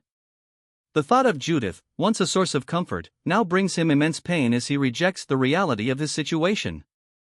After collapsing to the floor in a state of physical and emotional distress, he slowly pushes himself up. A grim determination replaces his despair as he resolves to face his past, declaring his intention to see Judith again. The disciple steps over a large magic circle on the floor and enters a long, stone hallway. As he walks, his heart pounds in his chest, fueled by the desperate hope that this time, Judith will remember him. He finds her at the end of the hall, sitting alone at a small table and calmly sipping from a teacup. He stares, momentarily speechless in her presence. Judith looks up, remarking that it's unusual for an intruder to make it this far. Seeing no recognition in her eyes, the disciple's hope falters, but he quickly rallies, believing his name might trigger her memory. He blurts out, "Judith-sama, it's me, Kiska. Do you not remember me?" Her response is polite but firm. She apologizes, stating she has no memory of ever having an acquaintance like him. The denial shatters Kiska's composure, and he feels his mind beginning to fray under the weight of his failure. Tears stream down his face as he realizes he'll have to redo everything from the very beginning, a heartbreak he has apparently endured countless times. Seeing his sudden distress, Judith asks if he is okay. Ignoring her question, Kiska drops to one knee before her.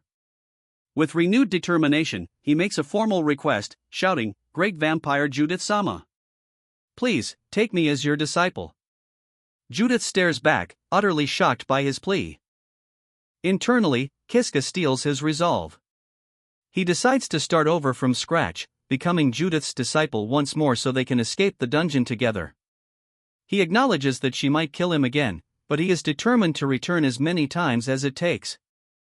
His thoughts are violently interrupted. In an instant, Judith is decapitated right before his eyes, her head sent flying as blood erupts from her neck. Judith's headless body collapses to the floor. Standing over her is a new figure, a dark-haired woman holding a bloodied sword, her expression one of cold fury. The assailant turns her wide, horrified eyes on Kiska, reminding him that she had warned him. She furiously accuses him of hooking up with another woman. And before he can react, she lunges, driving her sword through his neck. As he dies, she tells him she will not forgive him. Kiska respawns, gasping for air. He comes to a grim realization: he can no longer even get close to Judith. If he tries, the dark-haired woman will kill them both. Overwhelmed, Kiska covers his face as he recalls the countless things he learned from Judith, the structure of the dungeon and its hidden passages, the locations of treasure chests, battle techniques, and how to control the parasite sword. He acknowledges that while he may no longer have a relationship with her, what she taught him is still with him. This realization hardens into resolve. Believing he can now succeed, Kiska declares, "I will escape from this dungeon by myself." He offers a final, silent thought of gratitude to the memory of a smiling Judith. Standing before the magic circle where Judith fell, Kiska swears to utilize all the wisdom and experience she gave him to escape the dungeon. With newfound resolve, he strides forward. He approaches a unique, ornate weapon with a single eye on its guard, identified as the puppet sword. And in a shocking ritual, he grasps it by the blade instead of the hilt and swallows the entire weapon in one go, collapsing in agony on the magic circle. The act transports Kiska to a dark, fiery void. A massive, shadowy entity with a single eye and a vertical mouth materializes before him and greets him with a familiar, "Hello again?" The entity recognizes him, calling him by name and stating that they have met before. This jogs Kiska's memory, and he recalls the being saying something similar in the past when it asked to borrow his power. However, the entity now seems hesitant, pondering what it should do. This confuses Kiska, who expected it to readily agree to his plea for help, just as it apparently had in their previous encounter. The shadowy entity reveals its own surprising goal, stating it wishes to become human, a declaration that shocks Kiska. Kiska questions this, suggesting the entity could simply take over his body. The entity, which feeds on humans parasitically, admits that while it has controlled many, it has never attempted to actually become one. The entity agrees that obeying Kiska might bring it closer to its goal of becoming human, adding that for some reason, serving him feels like its destiny. With the terms set, Kiska enthusiastically agrees to the pact, declaring, "All right. I will obey you faithfully." In that moment, he successfully controls the puppet sword, and system messages confirm his success, announcing he has obtained the skill, Lord of the Parasitic Puppet Sword, and the derived skill, Black Sword. Holding the newly manifested Black Sword, Kiska feels a renewed sense of confidence, believing he can now fight again. He turns and walks with purpose through the stone corridor. After acquiring the basic, swordsmanship, skill, Kiska recalls his previous trip to the boss's lair. He remembers obtaining the attribute granting skill from the Crystal of Wisdom but never using it. He resolves to return to the dangerous location to acquire another random skill. Kiska decides that confronting powerful foes is currently pointless.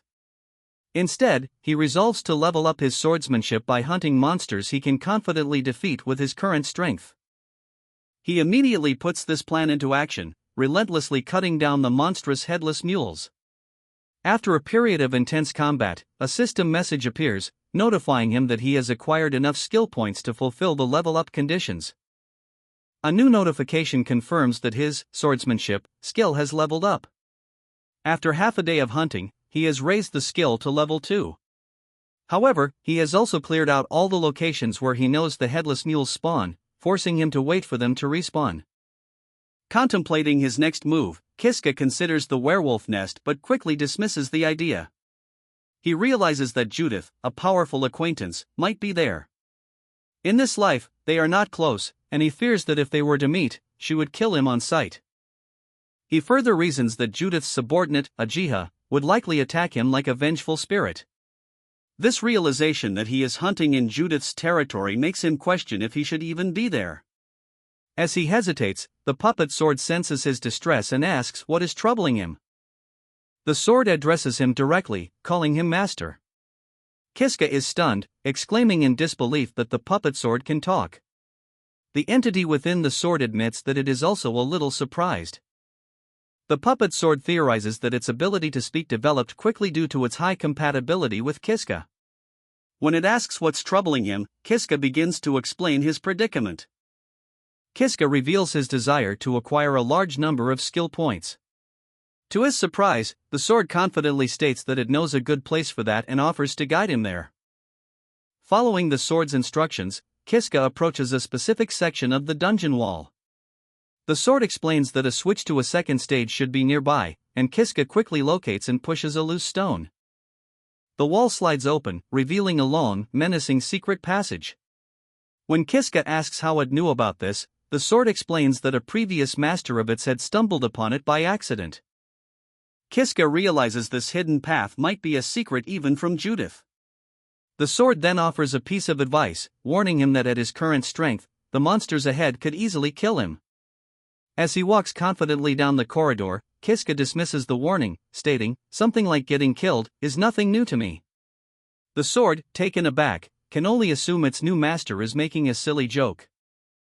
As the heavy door thudded shut, trapping Kiska inside, he realized his situation just as magical circles began to flash across the floor. The puppet sword announced that the enemies were coming. An army of armored figures materialized from the light. The puppet sword confirmed that defeating these foes would allow Kiska to earn a great amount of skill points. The summoned enemies were identified as the Golden Living Armor, a phalanx of silent, imposing knights. Kiska calmly assessed that there were about 20 of them, a smile spreading across his face at the prospect of gaining skill points. The sword asked if he could win, but Kiska, gripping his weapon, stated that having faced so many deadly situations, he no longer feared death and would push through with a plan. He called out to the black sword, which flared with dark energy in his hand. The armors reacted to the surge of power as Kiska prepared to engage them. With a confident grin, Kiska took a low battle stance, ready to begin what he called a hunt for these weaklings. Confronted by 20 golden living armors, the silver-haired protagonist readies his weapon. He recalls hearing that these foes are stronger than the werewolves he previously faced, but feels confident, knowing he has the black sword on his side. He immediately engages the armored knights, skillfully parrying and blocking their coordinated sword strikes with his own blade. Acknowledging that these enemies are more dangerous than the unarmed werewolves, he decides to employ a specific strategy. With a smirk, he prepares to use his skill, shouting, "Come at me, you weaklings," as he activates Taunt. The skill works perfectly, throwing the golden living armors into a frenzy. They begin attacking each other indiscriminately in their haste to reach him. The black sword, impressed, exclaims, "Not bad, Master." The protagonist internally reflects on his tactics. He knows this fighting style is effective for group battles and reducing enemy numbers, but it has a significant drawback: he doesn't receive skill points for monsters that die from friendly fire. Deciding it's worth it for now, he prepares to taunt them once more. Despite his successful taunt, the sheer number of golden living armors proves overwhelming. The protagonist is surrounded and impaled by multiple swords, realizing in his final moments that he got carried away and is now dead. He materializes back in a familiar, empty room, the starting point of the dungeon. He sits up, a sense of nostalgic resignation washing over him as he recognizes he is back here once again. He reflects on his countless deaths, recalling being killed by werewolves and now, repeatedly, by the golden living armor. Despite this, his determination doesn't waver. He stands up, ready to challenge the dungeon again, no matter how many times he must die. Resolved to start over, he ignores a system menu and confidently walks towards a seemingly solid wall. The black sword expresses its confusion, but the protagonist reveals a hidden passage, prompting the sword to remark on its master's extensive knowledge of the area. He recalls the brutal cycle of his attempts, facing the armors with fierce determination, only to be struck down and killed again and again, but his internal monologue reaffirms his unbreakable will: "I'll start over." Respawning once more, the protagonist sighs in frustration. He briefly reminisces about peaceful days spent with someone named Judith-sama, a stark contrast to his current struggle. Shaking off the memory, he turns to his weapon and pleads, "Black sword, lend me your strength." The black sword materializes before its new master, a shadowy, one-eyed creature, and offers a formal greeting. The protagonist is taken aback by its monstrous appearance, stammering that it's not what he expected. The sword comments that its master looks more human than it had imagined, and admits its own form has been changing lately. This sparks a realization for the protagonist: in each of his past lives, the black sword has appeared progressively more human. Putting the pieces together, the protagonist asks if the sword's ultimate goal is to become human and escape the save and reset cycle. Stunned, the black sword demands to know how he could have known its deepest desire. The protagonist smugly claims he can simply perceive such ambitions. Deeply impressed, the black sword calls its master amazing and eagerly agrees to work with him.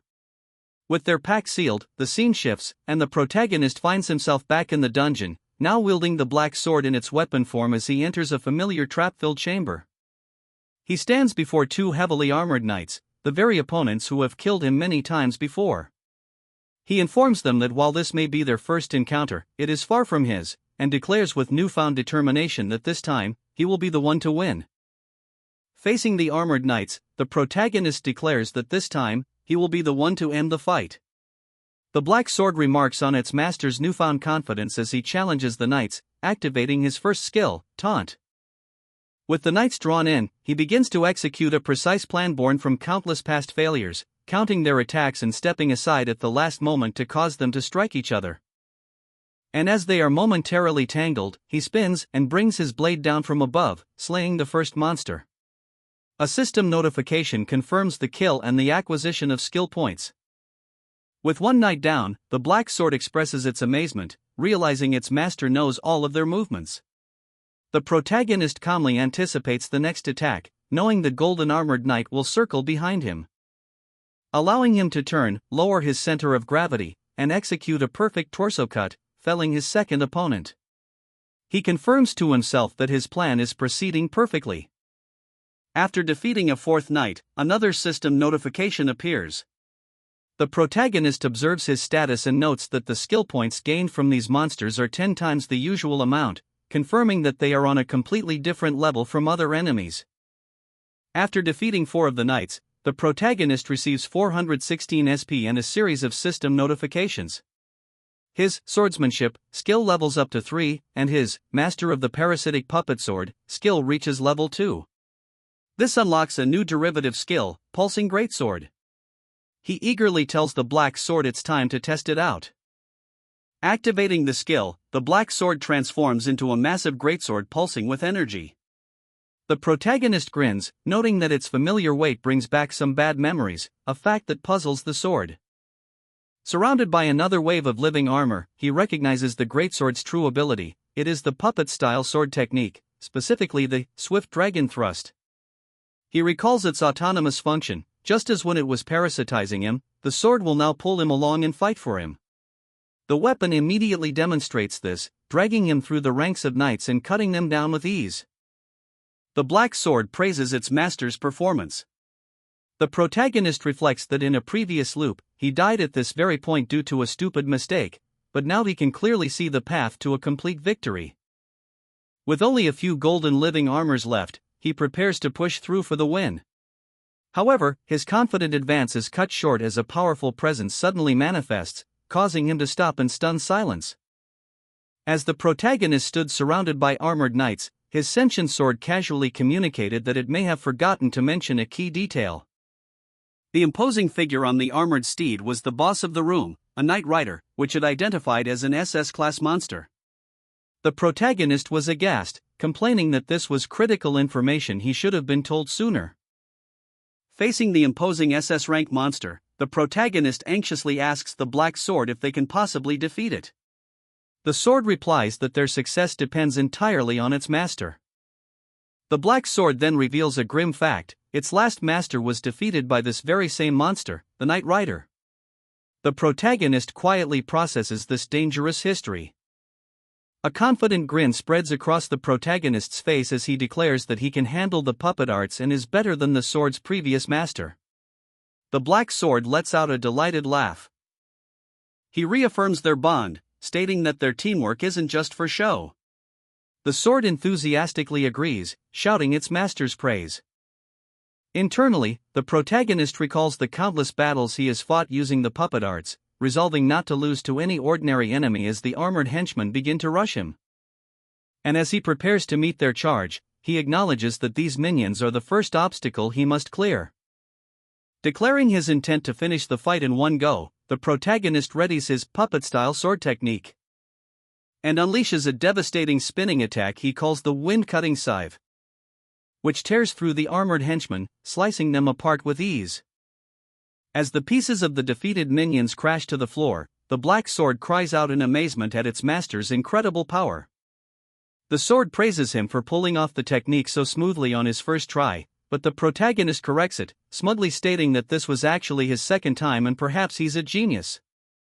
The protagonist's confidence is met with the sound of heavy footsteps as the Knight Rider begins to advance, ready to confront him directly. With the henchman dispatched, the protagonist confidently states that only one enemy is left. The Knight Rider, which responds with a powerful war cry from atop its armored steed. The Knight Rider charges forward, its long spear clashing violently against the black sword as the protagonist parries the initial thrust. Sliding back from the impact, the protagonist recognizes the knight's significant range advantage. He quickly asks the black sword if it can propel him into the enemy's range, and the sword affirms it can. The black sword unleashes a powerful jolt, launching the protagonist forward with a painful burst of speed to close the distance. However, his subsequent slash is blocked by the knight's armor. The Knight Rider immediately seizes the opening, grabbing a shovel-like weapon to launch a swift counterattack. The protagonist raises the black sword just in time to block the Knight Rider's powerful downward strike, the impact resonating from the clash. Forced back by the sheer force, he realizes with grim certainty that his opponent's skill with the spear is far too great. If the fight continues as it is, he cannot deal any damage and will inevitably lose. The Knight Rider presses the advantage, unleashing a relentless flurry of spear thrusts that force the protagonist onto the back foot, culminating in a desperate dodge that leaves him panting and struggling to recover his breath. Seeing no other way forward, the protagonist resolves to use a risky gambit, informing his weapon, puppet sword. "Let's use that." The black sword reacts with audible surprise, questioning his choice. The sentient blade voices its concern, warning its master that using the technique could result in his death. Despite the dire warning, the protagonist appears resolute. Ignoring his sword's warning, the protagonist grins with unnerving confidence as he raises the large black blade. He declares that he is used to dying. He reminds the Knight Rider of a previous conversation before slamming the sword's tip into the ground with a heavy thud. With a sudden burst of energy, he leaps into the air, shouting his new strategy: if he cannot deal damage because of the spear's defense, then he will simply crush the weapon along with its wielder. He puts his plan into action, unleashing the puppet-style sword technique, Great Will Slash, a powerful spinning maneuver that envelopes him and his sword in dark energy, and smashes directly into the Knight Rider's guard. The protagonist's Great Will Slash connects with devastating force, slicing cleanly through the Knight Rider and its armored steed, and the massive foe collapses into pieces. The protagonist lets out a ragged, triumphant laugh. A system notification appears, confirming his victory: "You have defeated a monster. You have earned skill points." As the reality of his survival sinks in, the protagonist breathes out, "I won." The black sword celebrates enthusiastically, exclaiming, "You did it, master." The protagonist, looking at his status screen, eagerly asks if this means he can finally reach level 3. He is surprised to see he has amassed 1,320 skill points. The screen indicates that he needs 700 points to upgrade his puppet sword skill to level 3. Making a swift decision, he declares, "Then let's level it up right away." A system message confirms the upgrade as the black sword begins to expand violently, letting out a pained shriek. As the transformation concludes, a system notification announces the acquisition of the derivative skill, Ruthless Predator, and the puppet sword's new form is revealed. A monstrous, black creature with a gaping maw of sharp teeth and several small legs, standing over the fallen armor of the Knight Rider. The protagonist stares in disbelief, questioning what has happened to his puppet sword. The creature, however, is ecstatic, telepathically shouting that this is the exact form it has been seeking. When the protagonist points out it's no longer a sword and asks what it can do, the creature simply replies that it can now eat. To demonstrate, the creature lunges forward and violently bites down on the Knight Rider's corpse. As it finishes its gruesome meal, the puppet sword thanks its master, revealing its ultimate desire: with this power, it can finally become a human. Hearing this revelation, the protagonist is overcome with a wave of shock and distress. As he collapses to his knees, clutching his head in disbelief, he realizes with horror that the sword's ambition mirrors his own, muttering, "Puppet sword. You too, huh?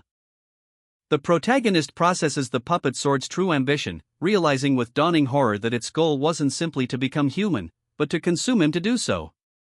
He feels utterly foolish for being deceived once again. Sitting alone in a sparse room, he contemplates his dire situation and seriously questions whether he should stop using the puppet sword for his plans.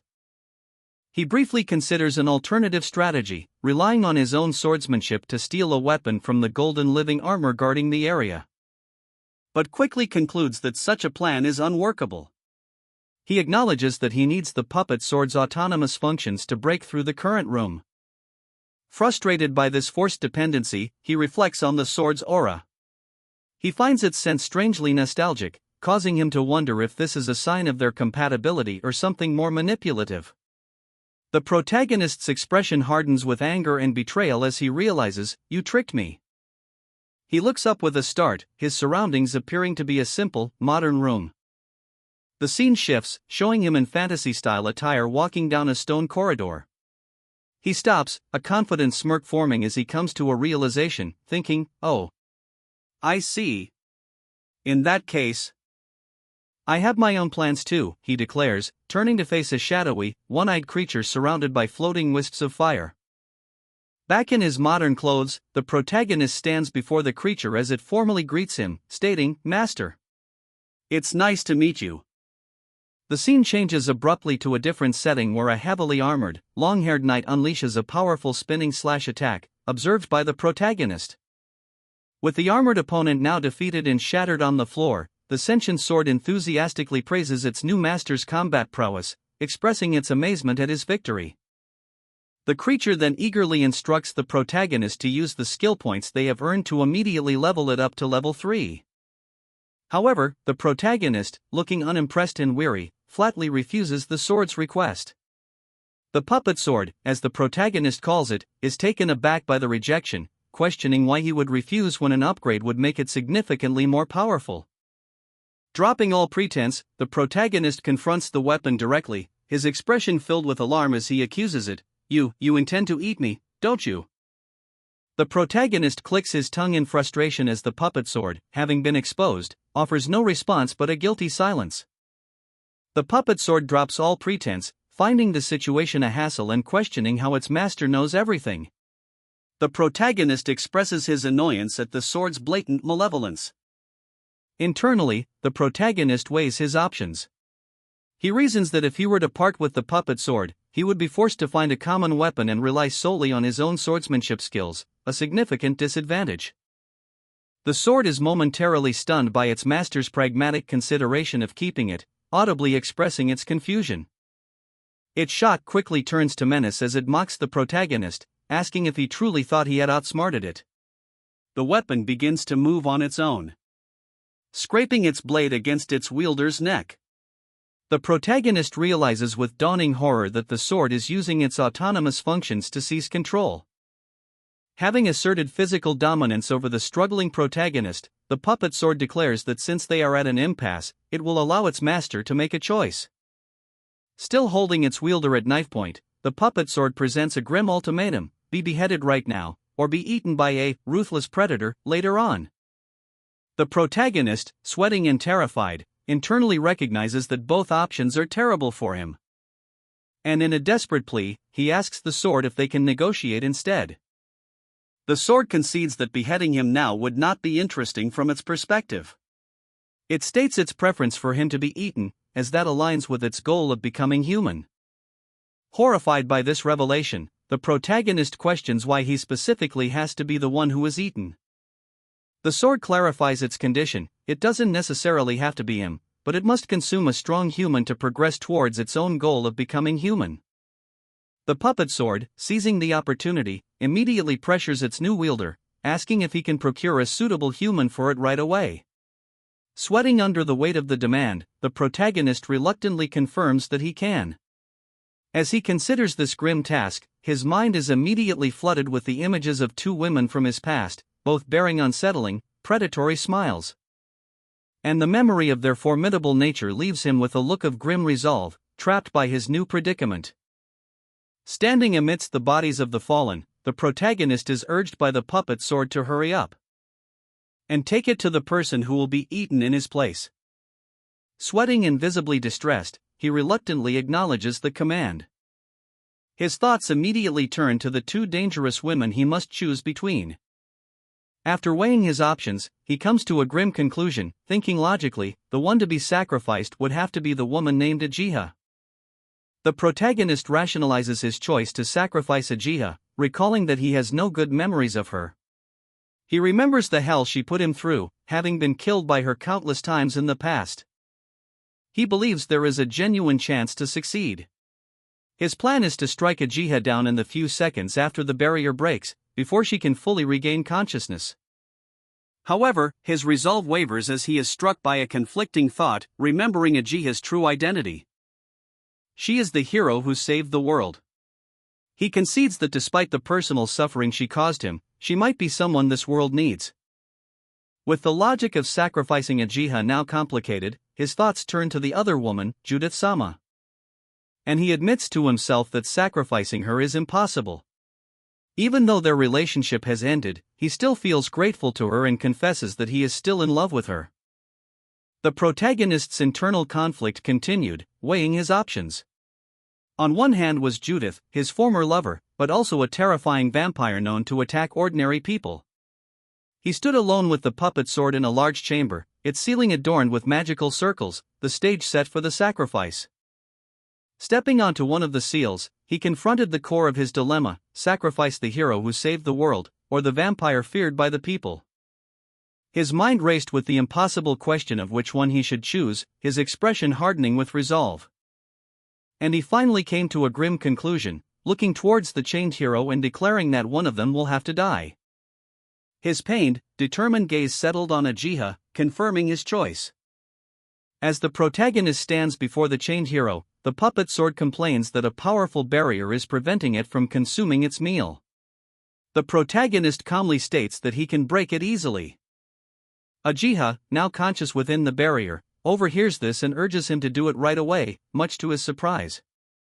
Her acceptance triggers a moment of grim self-reflection for the protagonist, who realizes that ever since he acquired his save and reset ability, the value of life has become worthless to him.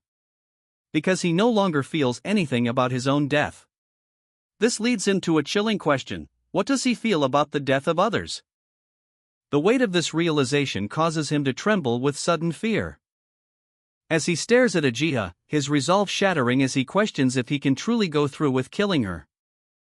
The puppet sword grows impatient with the protagonist's hesitation, demanding to know what he is doing and urging him to hurry. Visibly distressed, the protagonist can only offer a weak affirmation. He tries to rationalize the grim task ahead, reasoning internally that there is still a chance Uchiha could kill him again in the future. And yet, the cold logic that her death is something that must be done horrifies him, causing him to cover his mouth in revulsion. Steeling himself against his own disgust, he raises the puppet sword to strike the barrier, the weapon letting out an eager, guttural sound. As tears of self-loathing stream down his face, he thinks to himself, I am the worst. His mind is suddenly flooded with memories of Uchiha's kindness and affection, recalling her promises to protect him as Kiska and her declarations of love. Despite his resolve, the protagonist freezes, tormented by the thought of killing someone who told him they loved him. He finds himself unable to proceed. Overwhelmed by guilt and despair, he collapses to his knees, weeping. He clutches the puppet sword and begs it to end his life instead. Admitting that he simply cannot bring himself to sacrifice Uchiha, leaving him with no other way out. The puppet sword silently observes his breakdown. After a moment of consideration, the puppet sword makes a startling declaration: it will give up on eating Uchiha. The protagonist looks up in utter disbelief. Confused by this turn of events, the protagonist asks if the sword is no longer going to kill him, wondering if it wants him to destroy it instead. He quickly dismisses his own question as the sword begins to explain its reasoning, stating that its decision is based on seeing its master in such a state. The puppet sword observes that its master's self-sacrificial thinking is distinctly human-like, leaving the protagonist momentarily stunned as he processes the weapon's unexpected insight. Overcome with relief and gratitude, the protagonist sincerely thanks the puppet sword for its change of heart. The sword, unaccustomed to such earnest emotion, tells its master to stop, calling his expression creepy. From her chains, Uchiha quietly observes the strange exchange.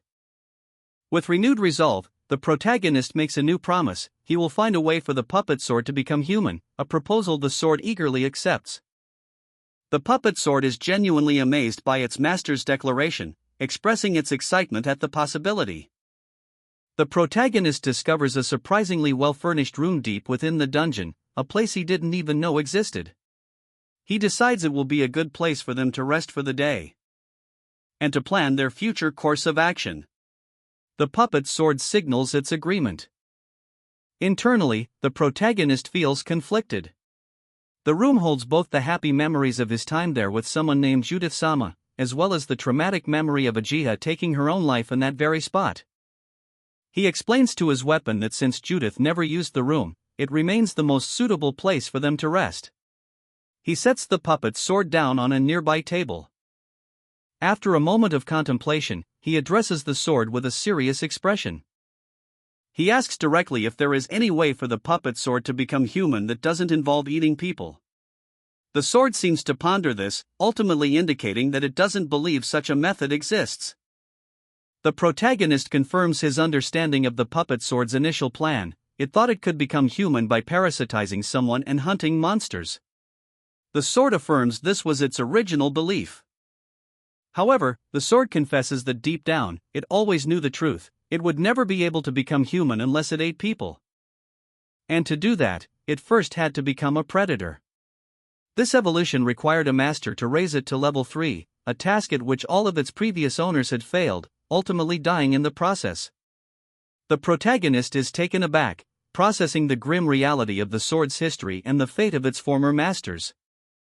The sword explains that because relying on others proved too risky, it began parasitizing its hosts to take direct control of their actions.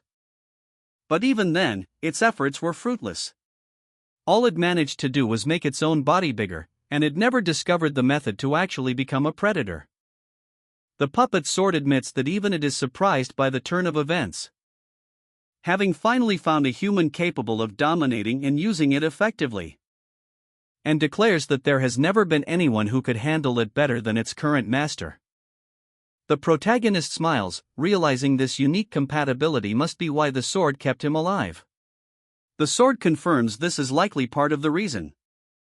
Changing the subject, the puppet sword then asks its master for his original reason for coming to the Katarov dungeon. The question makes the protagonist pause, forcing him to recall his initial motivations for entering the dangerous place. Deciding to be forthcoming, the protagonist agrees to tell the puppet sword everything about his past and motivations. Sitting down in a furnished room within the dungeon, he prepares to recount his story to the sentient weapon. After hearing the full account, the puppet sword expresses sympathy, remarking that its new master has been through a lot. The protagonist elaborates on his painful history, stating that no one in his home, Katarov village, would ever take his side and that they all still hate him. His expression suddenly turning cold and distant, the protagonist offers a startling solution to his problem. He suggests that he could simply eat everyone in the village, a proposal that leaves the puppet sword utterly aghast. The puppet sword is rendered speechless by its master's proposal, its shock manifesting as a silent, wide-eyed stare. In the darkness of its thoughts, a sudden, profound realization dawns on the sword: I see. It connects the protagonist's burning desire for revenge with its own unspoken ambition, which it refers to as the puppet sword's dream. Having processed this, the sword's horror turns to curiosity. It asks its master if it really shouldn't eat the villagers, noting aloud that their goals now seem to align. A sinister grin spreads across the protagonist's face as he leans in, asking the puppet sword if it is truly capable of eating them all. The sword enthusiastically confirms it would be a piece of cake. With their pact sealed, the protagonist firmly grips the hilt of his new ally. He declares that their course of action is now set and that together, they can accomplish their shared goal. The puppet sword declares their intent for the following day, stating that there won't be enough for them to consume and that they must not leave any of their targets behind. Filled with a newfound, savage confidence, the protagonist begins his rampage through a dungeon, wielding the puppet sword with a wide grin. He resolves to keep fighting and pushing forward until he and his weapon can finally escape the dungeon's confines. charging headfirst into a griffin and cutting it down without hesitation. His expression is one of pure, unyielding determination. The protagonist boasts that at their current level of power, even an S-rank boss would be no match for them. The puppet sword enthusiastically agrees, praising its master. Having fought his way through the dungeon, the protagonist confidently approaches a large, ornate set of doors, believing them to be the exit. Suddenly, a calm female voice from behind remarks that she had been wondering why the parasite sword wasn't in its usual place, causing him to tense up and turn around. His confidence evaporates as he is met with the sight of a woman with long, blonde pigtails and a deeply unsettling, wide grin, leaving him utterly stunned. He recognizes her immediately, stammering her name, Judith-sama, and questioning what is going on. With a condescending era, Judith stretched languidly before the protagonist. Commenting that he seemed to be carrying a dangerous sword as dark energy crackled in her hand. From thin air, she materialized two large, black blades and declared her unwavering resolve: she will kill anyone who carries the parasite sword. The protagonist's mind raced with panic, immediately recognizing the grave danger he was in. His sentient sword confirmed his fears, addressing him as master and warning him of the danger it sensed coming from Judith. He internally lamented their terrible luck, having been cornered by such a powerful foe just as they were about to escape the dungeon. Faced with Judith's menacing question about his preparedness, the protagonist grits his teeth, seemingly bracing for a desperate battle. However, in a shocking turn, he throws himself to the ground in a full, desperate prostration, crying out for her to wait. The sudden act of submission leaves Judith completely bewildered. The puppet sword, confused by this strategy, asks its master what he is doing and insists they can win the fight. The protagonist quickly covers the sword's eye, silencing its protests. He internally communicates with the parasite sword, telling it to leave the situation to him. From his position on the floor, the protagonist formally addresses his opponent, asking if she is the great ancient vampire Judith. Amused by this sudden display of manners, Judith acknowledges his politeness. He then makes his plea clear, stating that they are only trying to escape the dungeon and humbly asks if she would be so kind as to let them pass. Judith denies the protagonist's request for passage, stating that the parasite sword he carries is too dangerous and must be eliminated.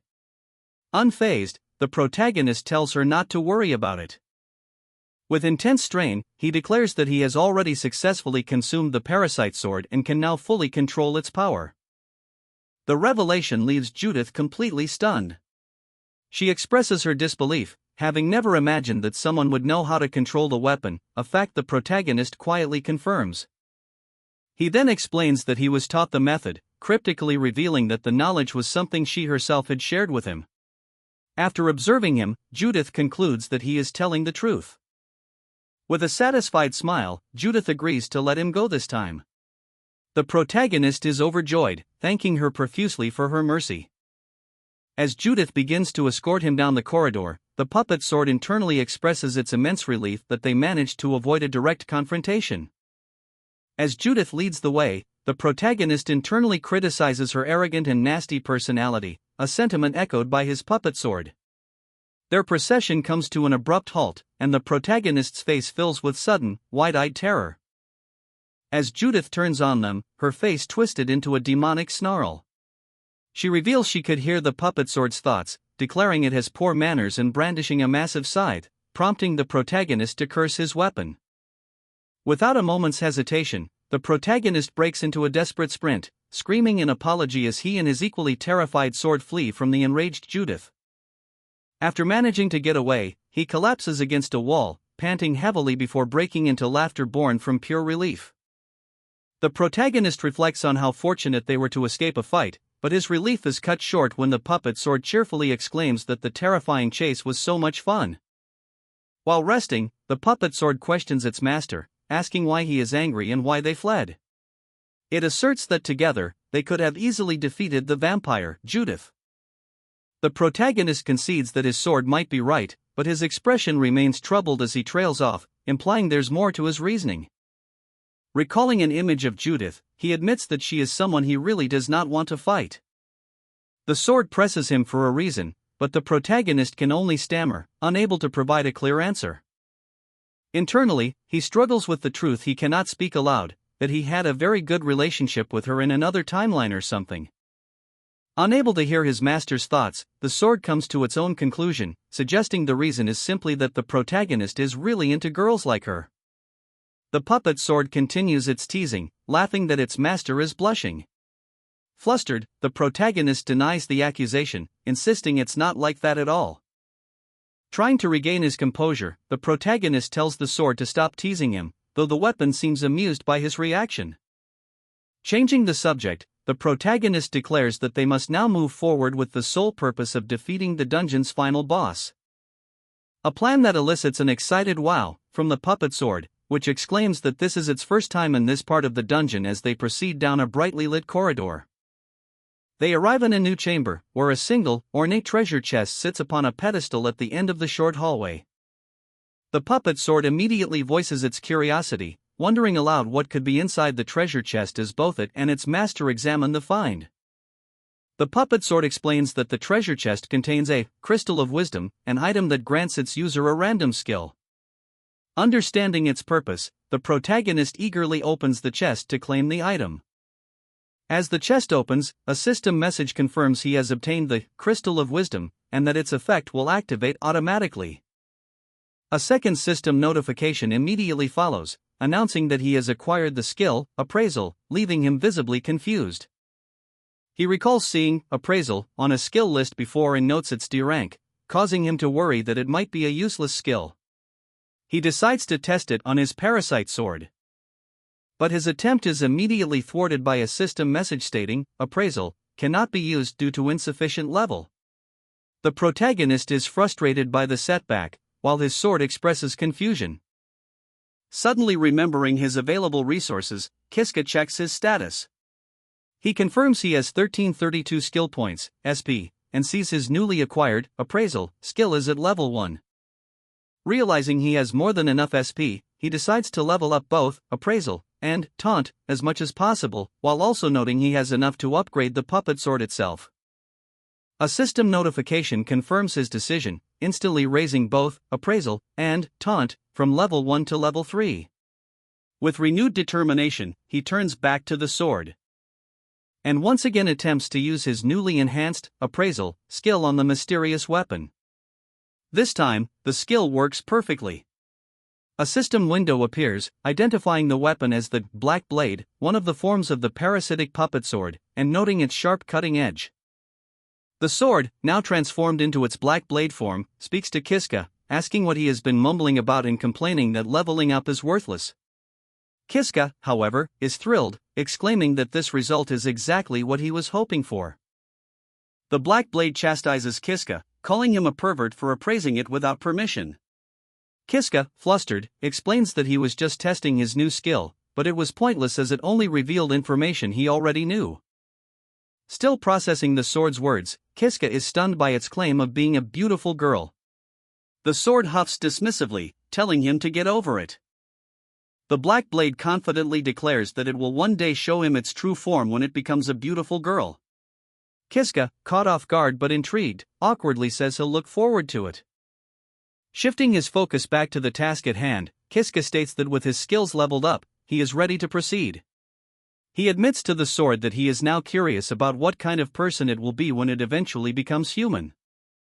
Their conversation concluded, their path leads them down the stone corridor to a large, imposing set of double doors, each emblazoned with a demonic face. With a shared sense of purpose, Kiska and the Black Blade stride forward, ready to face whatever lies beyond. Kiska arrives before a massive, imposing set of doors, the entrance to the next challenge looming over him. Sensing his master's tension, the Black Blade asks if he is nervous. Kiska, sweating, quietly admits that he is. In a sudden and bizarre attempt at encouragement, the sword erupts into a loud, enthusiastic cheer, "Hooray, hooray, master! You can do it, master! Woo!" The unexpected outburst startles Kiska completely. Now inside the subsequent hallway, a bewildered Kiska asks what that was all about. The sword calmly explains that it was simply cheering for him. The sheer absurdity of the moment causes Kiska to break into laughter, which he tries to stifle with his hand. The sword, misinterpreting his reaction, accuses him of laughing and making fun of it. Composing himself, Kiska reassures his weapon with a genuine smile, telling it that he wasn't making fun of it and that everything is fine. His earlier nervousness has been replaced by a relaxed confidence. Following their moment of levity, the puppet sword offers a sincere, almost shy, thank you, prompting a smiling Kiska to question its sudden formality. Standing before the boss room door, Kiska earnestly tells his weapon that he wouldn't have been able to make it this far without its help. With their bond reaffirmed, Kiska pushes open the heavy, ornate doors and steps into a vast, torchlit hall that stretches into an ominous darkness. Suddenly, the doors slam shut behind him with a resounding crash, sealing him inside. The puppet sword immediately refocuses them on the task at hand, telling Kiska to save his thanks for later. Trapped within the boss chamber, Kiska steeled his resolve, acknowledging to himself that the true challenge was only just beginning. With a determined grin, he affirmed his readiness for the fight to come. Before he could make a move, a massive, dark carapace suddenly lunged into view from the far side of the room. And from the darkness, a pair of glowing, predatory eyes blinked open, revealing a monstrous, armored creature whose coiled body filled the vast chamber, looming over the lone boy. The colossal beast was identified as an SSS-ranked giant centipede. Steeling his resolve as the colossal creature looms, Kiska understands that this is the final battle of this dungeon. He grips the puppet sword tightly as the giant centipede prepares to strike with its massive pincer. Facing the colossal beast, Kiska immediately activates his appraisal skill to gather intelligence on his foe. And the system confirms his fears. He is facing the giant centipede, an SSS rank monster. This is indeed the final battle. The appraisal reveals a terrifying detail: the venom it sprays is so potent it can dissolve metal, causing Kiska a moment of concern for his blade. He internally acknowledges the SSS level difficulty, understanding that this is going to be an incredibly tough fight. As if summoned by his thoughts, the centipede unleashes its first attack. Kiska shouts a warning to himself as he dives to the side, narrowly avoiding a jet of corrosive venom that splashes against a nearby pillar. Realizing that a single hit from the centipede's poison would be a one-hit KO, Kiska resolves to fight back. He decides to rely on the unique abilities of his weapon, the pulsating greatsword. As the giant centipede unleashes another stream of corrosive venom, Kiska puts his plan into action, trusting the sword's autonomous functions to pull him out of the line of fire. And seamlessly transition from the dodge into a powerful counterattack, bringing the black blade down hard on the creature's armored head. To his shock, the attack is completely ineffective. The sword bounces off the centipede's carapace with a loud clang, and Kiska is stunned by the boss's incredible toughness. Before he can recover from his failed attack, the centipede retaliates, swinging one of its massive, sharp pincers directly at him. Forced onto the defensive, Kiska raises the puppet sword to block the powerful blow, struggling to hold his ground against the immense physical force of the monster's strike. The sheer force of the centipede's attack sends Kiska flying backward, his defensive block completely overwhelmed. He crashes to the ground, grunting in pain. The puppet sword, showing concern, asks if its master is okay. The sword presses for a plan, asking what they should do. Kiska, grimacing, acknowledges that the situation is difficult but must be dealt with. Resolved to turn the tables, Kiska decides they have no choice but to use a special move. He announces the puppet-style sword technique and plants the blade firmly into the ground. Using the sword as a pivot, he launches himself into a powerful, spinning horizontal attack he calls the Great Will Slash. With a look of intense desperation, Kiska puts all of his remaining power into the slash, pleading for it to break through the monster's formidable armor. Kiska brought the full force of his Great Will Slash down upon the giant centipede's head, but the attack met the creature's carapace with a loud, metallic clang, rebounding harmlessly. Kiska's eyes widened in sheer disbelief at the utter failure of his ultimate technique. No way! The recoil sent him stumbling backward. He fell to his knees, the puppet sword clattering beside him, as the colossal and completely unscathed centipede loomed over his defeated form. He stared up at the monstrous beast, a single, crushing realization dawning on him: his attacks were completely ineffective against the giant centipede. As Kiska cursed his powerlessness, the puppet sword communicated with him, urging him to look for a spot where they could land an attack. However, as the creature's massive legs began to close in, trapping him, Kiska desperately questioned where such a weak point could possibly be.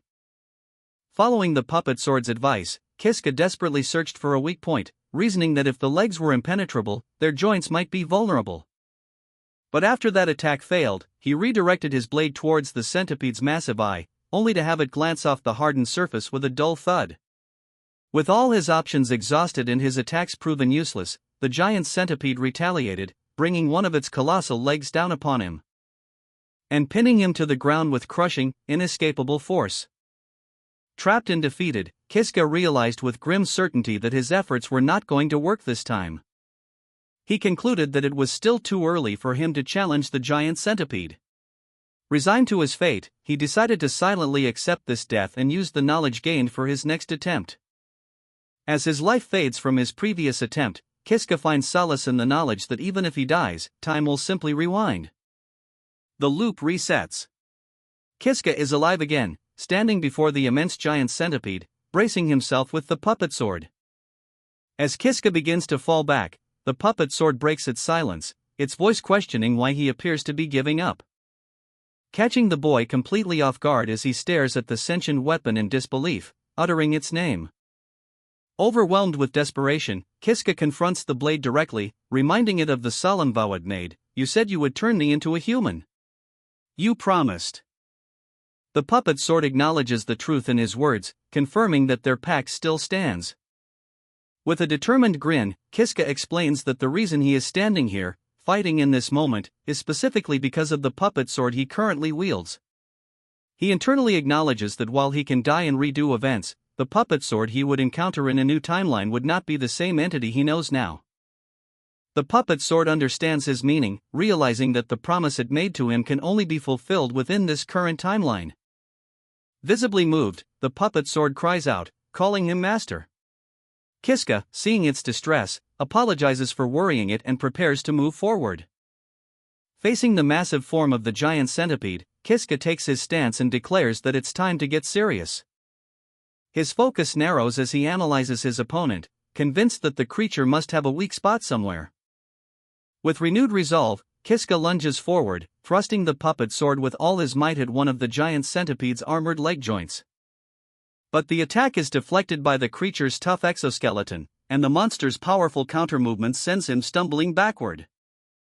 As he catches his breath, Kiska has a sudden realization about the nature of the centipede's defense, a bead of sweat running down his face. He informs the puppet sword that he believes he has finally discovered the giant centipede's weak point. The sword praises its master's insight and eagerly agrees to target the spot, but Kiska offers a grim warning, asking if it is prepared to die in the attempt. After a brief pause, the puppet sword accepts the risk, reasoning that if they are to die charging forward together, then it is an acceptable fate. With a nervous sweat but a determined grin, Kiska faces the colossal beast. He quietly thanks his partner, the Black Blade, steeling himself for the plan they agreed upon. He then bellows a challenge, deliberately provoking the monster. "Hey you bug! I am standing right here. Take your best shot." The giant centipede twitches, its attention now fully on him. The taunt works perfectly. The SSS rank creature lunges forward, opening its massive, tooth-lined maw to swallow Kiska whole. But this is the exact opening he was waiting for. Standing at the precipice of the monster's gullet, Kiska grips his sword and prepares his ultimate technique. Screaming its name with every ounce of his strength, puppet-style sword technique. Swift dragon thrust. He then rockets forward in a powerful lunge, aiming the black blade directly into the vulnerable interior of the giant centipede. Instead of a clean strike, the giant centipede's mandibles crash down with bone-shattering force, engulfing Kiska completely. His mind reels in shock as he is swallowed whole. Propelled by the momentum of his own thrust, Kiska is violently shot down the creature's gullet, carving a bloody path through its internal organs with the black blade. He lands with a thud deep within the centipede's body, finding his footing amidst the grotesque inner walls. A grim, determined smile spreads across Kiska's face as he realizes the fight is not over. He observes that even the creature's internal armor can be pierced and declares to his sword, "Let's do this," to which the blade seems to respond with an affirmative okay. Trapped within the monster's corrosive innards, Kiska grits his teeth and channels his power into the puppet sword, preparing a desperate, explosive attack from the inside. With a tremendous burst of force, he slices his way out, erupting from the centipede's back in a shower of black ichor and shattered carapace.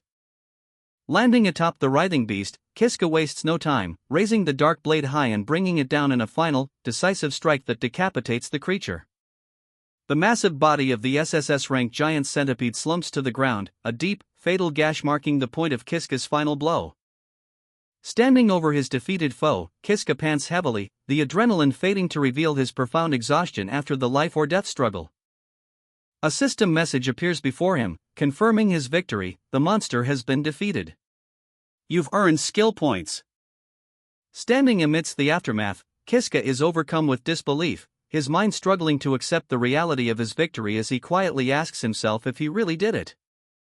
His puppet sword, however, has no such doubts, joyfully exclaiming that its master has won and that they should celebrate finally beating the boss. Kiska can only respond weakly, his thoughts consumed by the immense effort it took, muttering about how much he struggled. And struggled.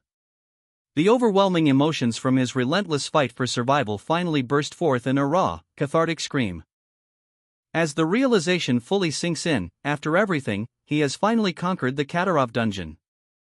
As the reality of his victory sinks in, Kiska reflects on the long and arduous path that led him to this moment, recalling how he was falsely accused of murder and banished to the depths of this very dungeon, forcing him to fight in countless life-or-death battles against a horde of vicious monsters.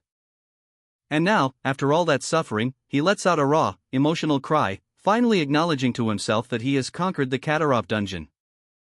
In the aftermath of his emotional release, a system message materializes in the air, announcing that a reward has been granted for defeating the great centipede. Before a stunned Kiska, a brilliant light coalesces into the form of an ornate, golden sword. A system message confirms his reward: "You have obtained the blazing sword." Kiska, covered in grime from his battle, realizes with excitement that defeating the entity truly does yield a reward and reaches down to claim his prize. As he picks up the new weapon, his sentient puppet sword seems to react with jealousy, prompting Kiska to playfully reassure it that he's only trying the new blade out for a little while.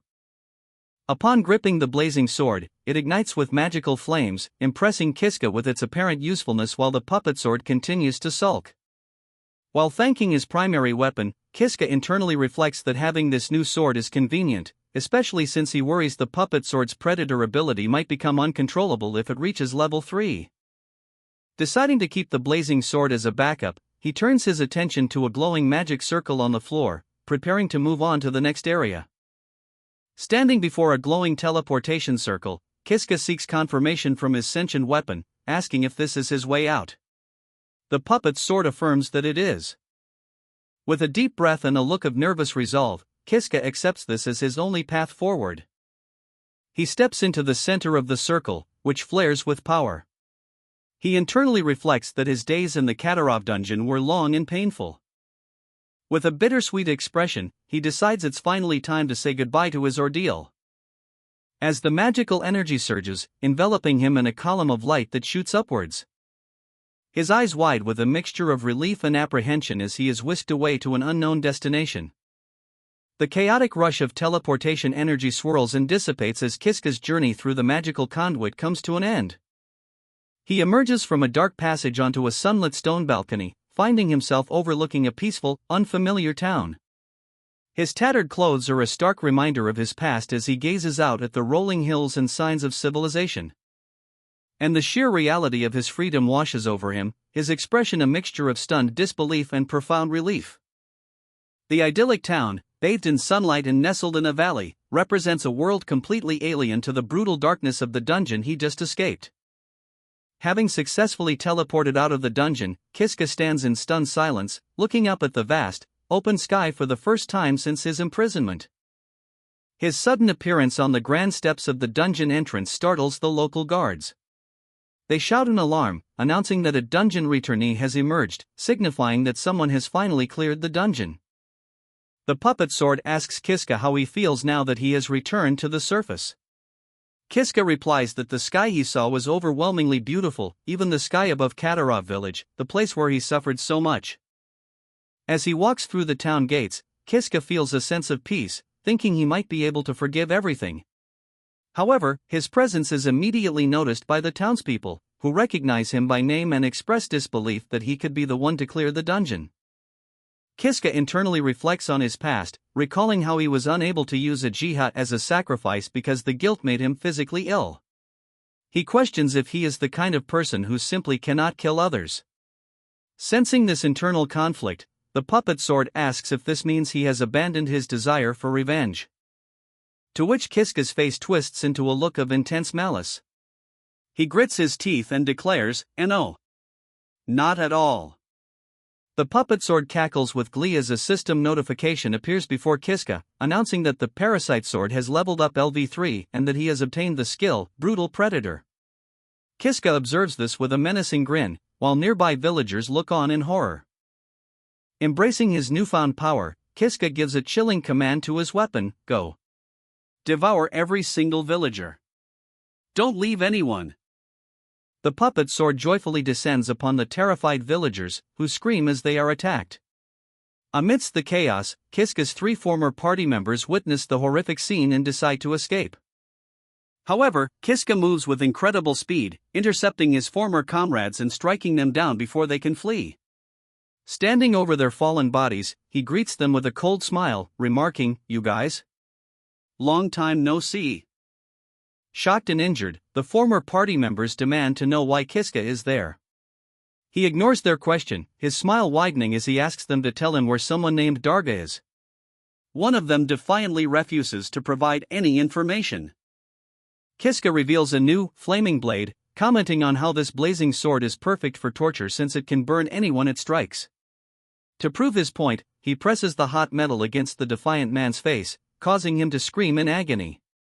Kiska then calmly threatens the group, stating he will keep burning their faces until they give him the information he wants.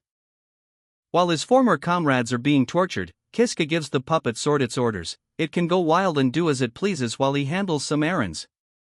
Elsewhere in the village, a muscular man with a mohawk and ponytail, Darga, rallies his men, searching for the source of the chaos before spotting Kiska. Kiska confronts the man, greeting him with a menacing smile and addressing him as Darga. Darga is stunned, questioning why Kiska is there. Darga dismisses Kiska, stating he doesn't have time for him as they are busy dealing with the monsters that have appeared. With a smirk, Kiska asks what Darga would do if he was the one who caused the monsters to appear, leaving Darga furious and confused. Before Darga can fully process the confession, Kiska lunges forward, swiftly impaling him through the stomach with a dagger. As Darga collapses in agony, Kiska stands over him, clarifying that he can kill him anytime he wishes. Darga can only curse at him through the pain. Enraged, Darga orders his men to kill the silver-haired bastard. Kiska reflects that in the past, he would have been killed helplessly, but now, he confidently issues a taunt skill, daring the charging weaklings to come at him. As Darga's crew charges, Kiska meets them with overwhelming force, effortlessly deflecting their attacks and cutting them down with brutal efficiency. Standing over the last of the fallen men, Kiska internally scoffs that after surviving the dungeon, he could defeat such opponents with his eyes closed. He turns his attention to the horrified Darga, asking if he knows what Kiska was thinking about during his time in the dungeon. Kiska reveals the depths of his hatred, explaining that he spent his time obsessively fantasizing about every gruesome way he could take revenge: bludgeoning, beheading, burning, and carving. The sheer malice in his voice shatters Darga's composure, who collapses to the ground, prostrating himself and begging for forgiveness. Kneeling down, Kiska offers a chilling reassurance. He tells Darga not to worry, as he won't be killed as easily as his men. Instead, Kiska promises to kill him in the most horrible way he can possibly conceive, savoring the moment of his long-awaited revenge. In the streets of Katarov village, chaos erupts as a large, black, multi-limbed monster rampages, chasing after terrified adventurers and civilians. Its shadowy tendrils ensnare one of the adventurers, pulling him into its massive maw as he lets out a final, agonized scream. The creature stands alone in the aftermath, having completely devoured its victim and finding the meal to be delicious. From the village's adventurers guild, a voice bellows out, demanding that the adventurers deal with the monster immediately. Inside, the village chief furiously dismisses a subordinate's suggestion to request reinforcements, shouting that he has already done so and calling his guild members useless for being unable to handle the threat themselves. The tense atmosphere in the village chief's hall is shattered when one of his subordinates is violently thrown to the floor, screaming in terror as a shadowy figure appears in the doorway. Revealed to be a young, light-haired swordsman. His sudden arrival silences the room, drawing the immediate, wary attention of the assembled guards and villagers. With a strained and unsettling smile, the newcomer addresses the room's leader directly. "Yo, I've been looking for you. Village chief." While the village chief demands to know the intruder's identity, the man on the floor points a trembling finger, identifying the swordsman as the one and pleading for the chief to kill him. The man's plea turns into a frantic accusation, shouting that the newcomer, Kiska, has returned alive from the dungeon and is responsible for the current crisis, and teamed up with monsters to attack the village. The young man, now identified as Kiska, calmly gets the chief's attention. The village chief stares back in utter disbelief, muttering the name as if seeing a ghost. Surrounded by the village's armed men, Kiska confronts the village chief directly. He reminds them all that they blamed him for killing someone named Namia and subsequently threw him into the dungeon. As the chief begins to sweat, Kiska declares that he was not the one who assaulted her. And with a wild grin, he reveals the truth: the one responsible was the chief's own son, a fact he asserts the chief has known all along. Stunned into a panicked rage, the village chief points at Kiska and shouts for his men to seize him immediately. The armed men draw their weapons, forming a circle around Kiska. From the side, the chief mutters that this situation is the worst, giving his men permission to kill their target. The man with the mohawk laughs mockingly at Kiska, acknowledging that he might have gotten stronger but confidently stating it won't be enough to save him. Surrounded by the chief's men, Kiska is taunted by one of the adventurers, who declares that he has no chance of winning against their superior numbers. The village chief and his other cronies watch with smug confidence as the lead adventurer draws his sword, ready to strike Kiska down. With a calm, knowing smile, Kiska feigns agreement, sarcastically repeating their words, "No way I can win, right?" Taking the bait, the lead adventurer lunges forward, swinging his sword down at the seemingly vulnerable Kiska. But Kiska moves in a blur, challenging them to see if his weakness is really true as he lands a single, devastating blow that shatters the man's chestplate. The force of the impact sends the adventurer flying backwards. Kiska now stands ready with a newly ignited, flaming sword, leaving the village chief and his other henchmen completely stunned by the sudden display of power. Without pausing, Kiska continued his assault, decapitating another adventurer with a single, clean strike. He internally noted how weak his opponents were, especially when compared to the formidable monsters he had grown accustomed to fighting within the dungeon. He moved with brutal efficiency, dispatching the remaining adventurers in a rapid sequence of lethal blows, stabbing one through the throat and cutting down another before they could react. Finishing the last armored man by running him through with his flaming sword, Kiska concluded to himself that everything in this place was far too easy. The room fell silent, filled only with the sight of the slaughtered adventurers. The village chief and his subordinates stared in abject terror, trembling as Kiska stood calmly amidst the carnage, his enchanted blade still alight.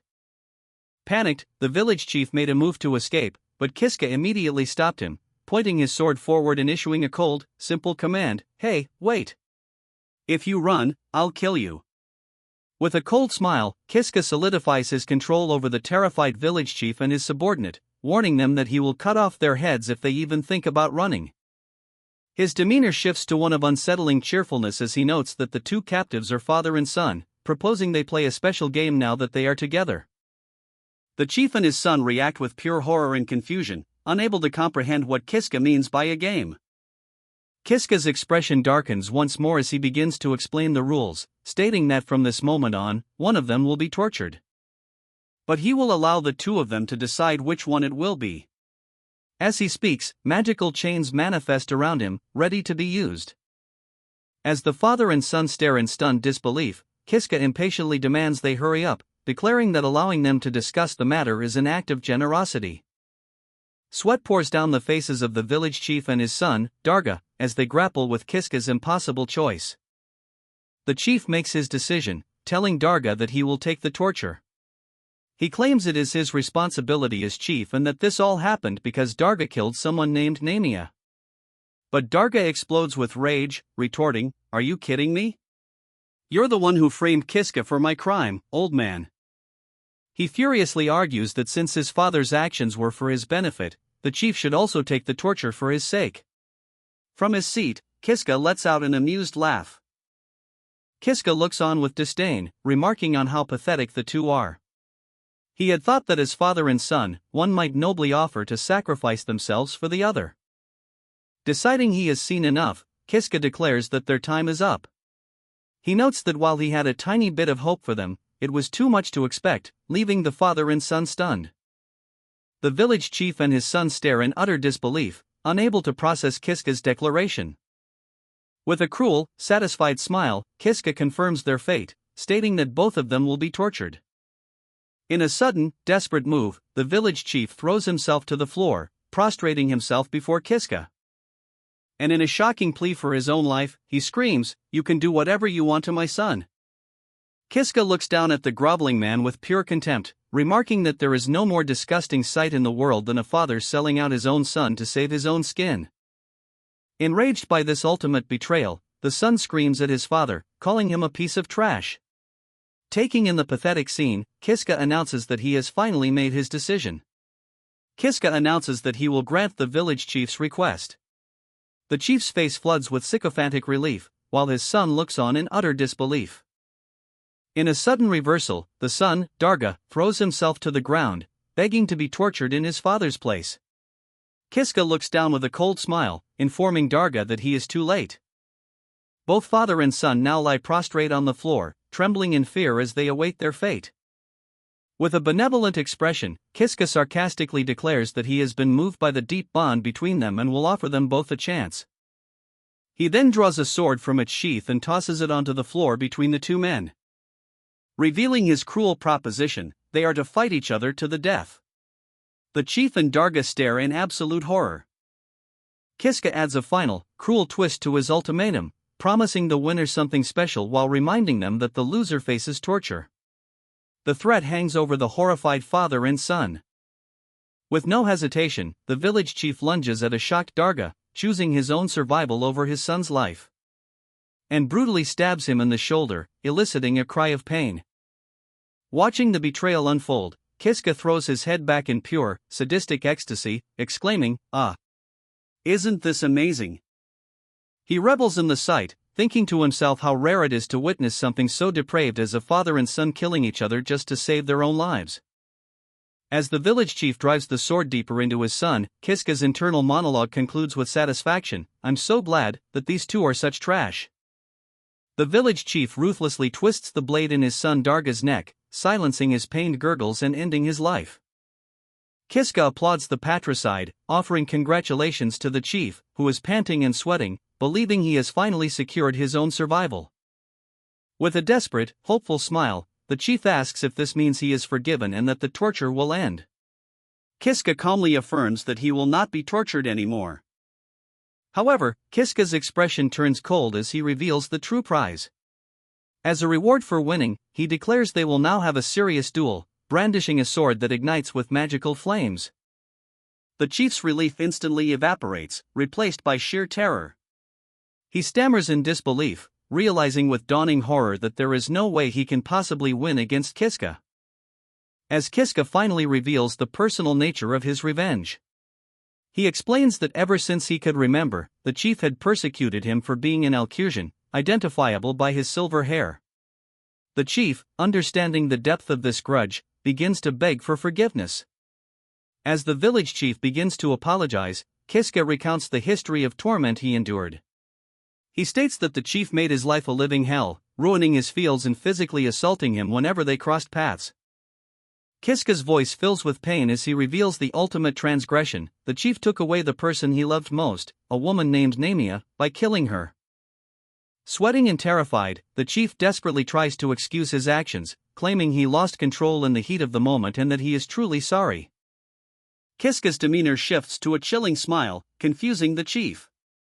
He calmly states that he was genuinely happy when the chief killed his own son, Darga, just moments before.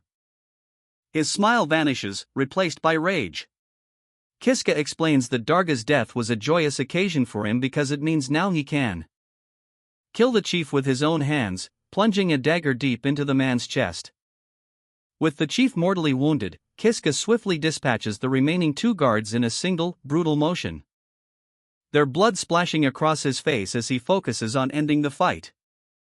He moves past their defeated forms, leaving the carnage behind him. Kiska stands alone in the room, surrounded by the bodies of the chief and all his men, his flaming sword still in hand. With a sense of finality, he thinks of Namia, believing he has finally avenged her and that his long quest for revenge is over. His moment of reflection is shattered by a monstrous roar from elsewhere in the building. Recognizing the sound's implication, he immediately turns and runs towards the source, calling out for his puppet sword. Running towards the source of the roar, Kiska finds himself standing alone in an empty, silent street, utterly bewildered by the lack of an obvious enemy. His confusion turns to shock as he looks up and identifies the threat, a colossal, dark, spherical entity referred to as a puppet sword, which towers over the village buildings, its immense size prompting Kiska's complete disbelief. Kiska stands frozen in the middle of the deserted village street, his body tense with shock and disbelief at the colossal sphere that has manifested before him. He stares at the immense object, sweat beading on his face as he struggles to comprehend its nature, muttering the words, "puppet sword." Overwhelmed by its sheer scale and ominous presence, he can only ask aloud, "What is this?" Suddenly, a sharp cracking sound echoes through the street as a fissure appears on the sphere's smooth, dark surface, causing Kiska to gasp in alarm. And as more cracks rapidly spread, he realizes with dawning horror that this is not a weapon, but a gigantic egg that is beginning to hatch. The giant egg shatters in a violent explosion, sending sharp fragments of its shell flying in every direction, and blasting Kiska with a wave of viscous fluid that coats the surrounding area. Struggling against the force, Kiska realizes with dawning horror that the substance covering him is egg white. His shock deepens as he looks up from the wreckage. A humanoid figure, wreathed in steam, rises from the remnants of the shell. Kiska stares in disbelief, recognizing the entity, puppet sword. "You?" Overwhelmed with emotion, Kiska looks on with tears of joy, asking in disbelief if the puppet sword has truly become a human. He breathes a sigh of relief, expressing his gratitude as the newly formed entity stares at her own hands, seemingly taking in her new form for the first time. However, the hopeful moment is shattered when a closer look reveals the right side of her face is a grotesque, monstrous mass. A horrifying sight that instantly erases Kiska's joy, replacing it with wide-eyed shock. Panic erupts as the puppet sword clutches her head, screaming in denial at her own reflection or sensation. The full extent of her malformed body is revealed as she collapses in despair, crying out that all she ever wanted was to become human, not this monstrous creature. Overwhelmed by her grotesque transformation, the puppet sword weeps and questions the point of becoming human if this is the result, pleading with Kiska, "Kill me." Kiska, aghast, tells her not to say something so stupid, shouting that there is no way he could ever kill his puppet sword. And with a determined smile, he declares that regardless of her appearance, "You're my partner." Still kneeling and crying, she looks up at him and asks a direct, painful question, can he truly love her like this? Kiska is momentarily stunned into silence, his expression showing the weight of her question. After a brief pause, a blush spreads across his face as he overcomes his shock and, with heartfelt conviction, declares, I can love you." Overwhelmed by Kiska's declaration, the puppet sword breaks into a tearful, relieved smile.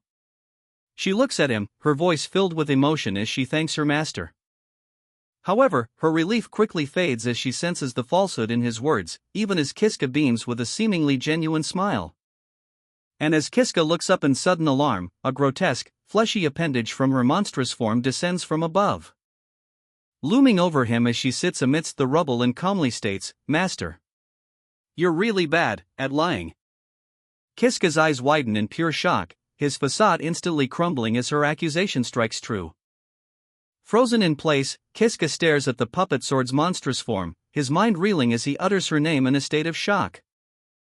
The sight triggers a vivid, traumatic memory of his childhood, where a younger Kiska was overwhelmed and attacked by a terrifying, identical creature. Sometime later, Kiska kneels solemnly in a graveyard overlooking his village, paying respects before a row of tombstones.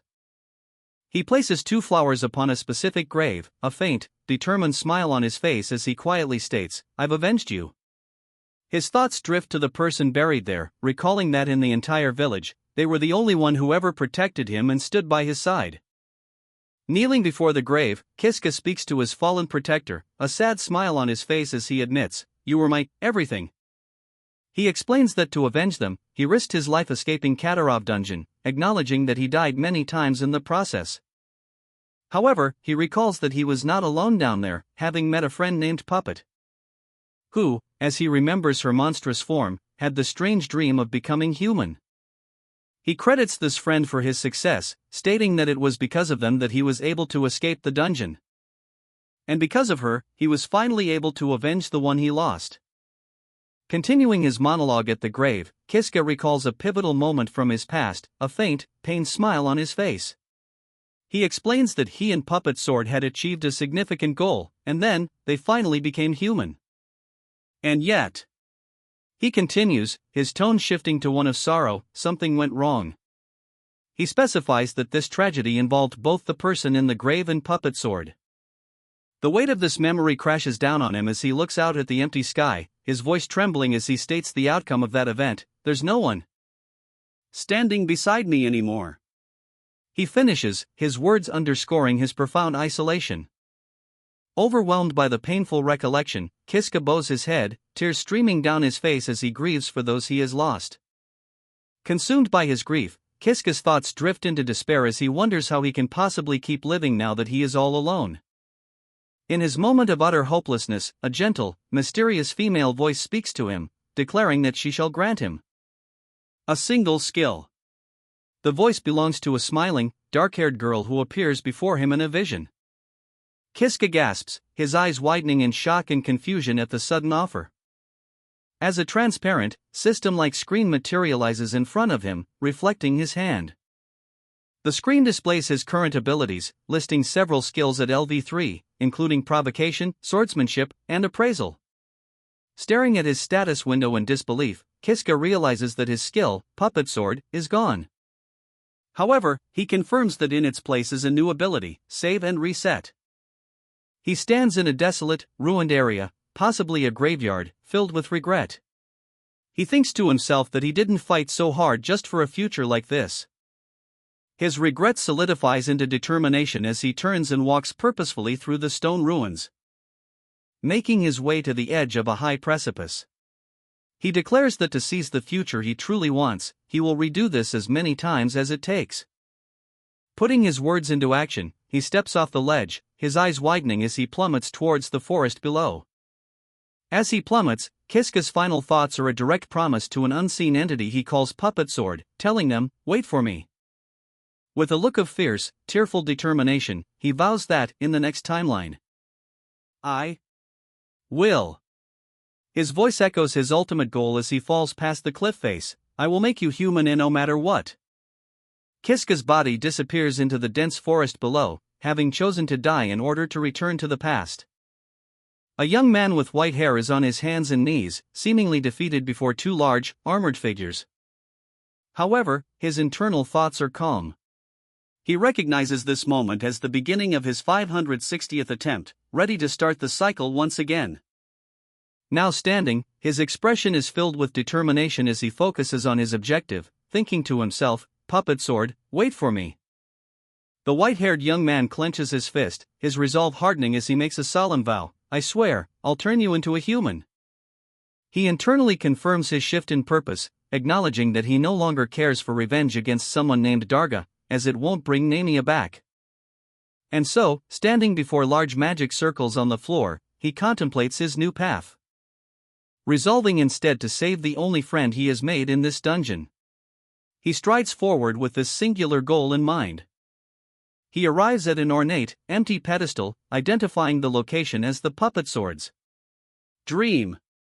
A sudden sense of alarm strikes him as he realizes the Puppet Sword is gone. He looks around frantically, his gaze falling upon a dark, empty hallway. While searching the empty hall, the white-haired young man senses a presence lurking inside. Before he can react, a shadowy appendage lunges from the darkness, instantly seizing him by the chest and yanking him violently off his feet. He is brought face to face with a grotesque, multi-eyed monstrosity, its massive fanged maw gaping before him. Staring in horror, a dreadful realization dawns on him as he recognizes the entity holding him captive, his lost puppet sword. In utter disbelief, he demands to know why his companion has transformed into such a horrifying monster. His mind flashes back to their shared history, recalling the countless battles they fought together and how the puppet sword had been evolving, seemingly becoming more human with each fight. Held fast within the monster's grasp, the white-haired young man could only stare in horror and question why his companion, Puppet Sword, had undergone such a grotesque transformation. He was unceremoniously tossed to the floor, still muttering his friend's name in disbelief. Kneeling in the dusty room, he processed the grim reality: Puppet Sword was no longer a sword, but a monster. A realization that plunged him into despair, as it meant there was no longer any way for him to escape the dungeon. As he struggled to his feet, he recalled the unique nature of his former companion. Puppet Sword had been in existence outside the dungeon's cycle of save and reset, a being unaffected by the causality of death and rebirth. The white-haired young man realizes that with Puppet Sword gone, his only path to escaping the dungeon is to solve the mystery of the save and reset system. He wonders if, like his former sword, there is anyone else who exists outside the cycle of death and rebirth.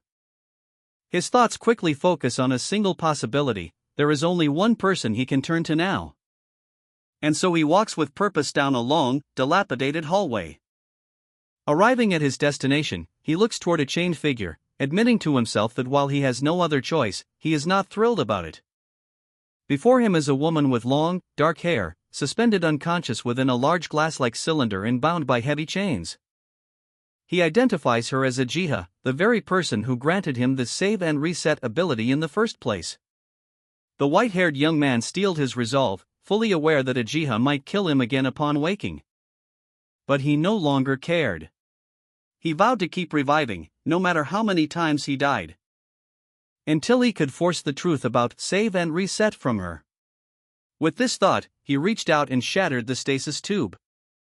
He watched as Ajiha fell from the broken container, only for her to stir and wake up with a gentle yawn, as if from a simple nap. Looking up at him with genuine confusion, she tilted her head and asked, "Who are you?" The young man was stunned, his plan instantly derailed. He could only stammer in disbelief, asking if she truly didn't remember him. With a sorrowful expression, Ajiha apologizes, confirming that she truly cannot remember the white-haired young man. Attempting to hide his own shock, he quickly dismisses her concern, insisting that it doesn't matter if she doesn't remember. Ajiha then prefaces another question, acknowledging how strange it is to ask someone she has just met, before revealing the true extent of her memory loss by asking him, "Who am I?" The young man reels, his eyes wide with disbelief at the realization that she doesn't even remember her own identity. A separate exchange establishes their location, identifying the dilapidated hall as being within the Katarov dungeon.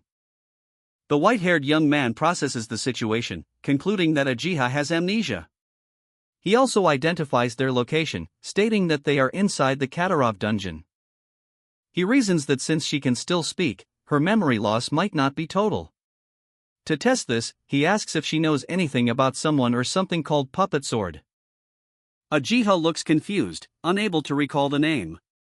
She confirms that she does not think she knows what Puppet Sword is. Sensing his disappointment, she apologizes for not being more helpful. The young man quickly reassures her that it is fine if she doesn't know.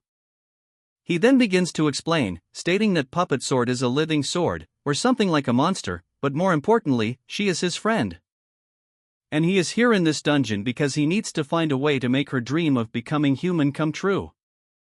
Understanding that Puppet Sword is important to him, Ajiha enthusiastically declares that she will help Kiska with his goal.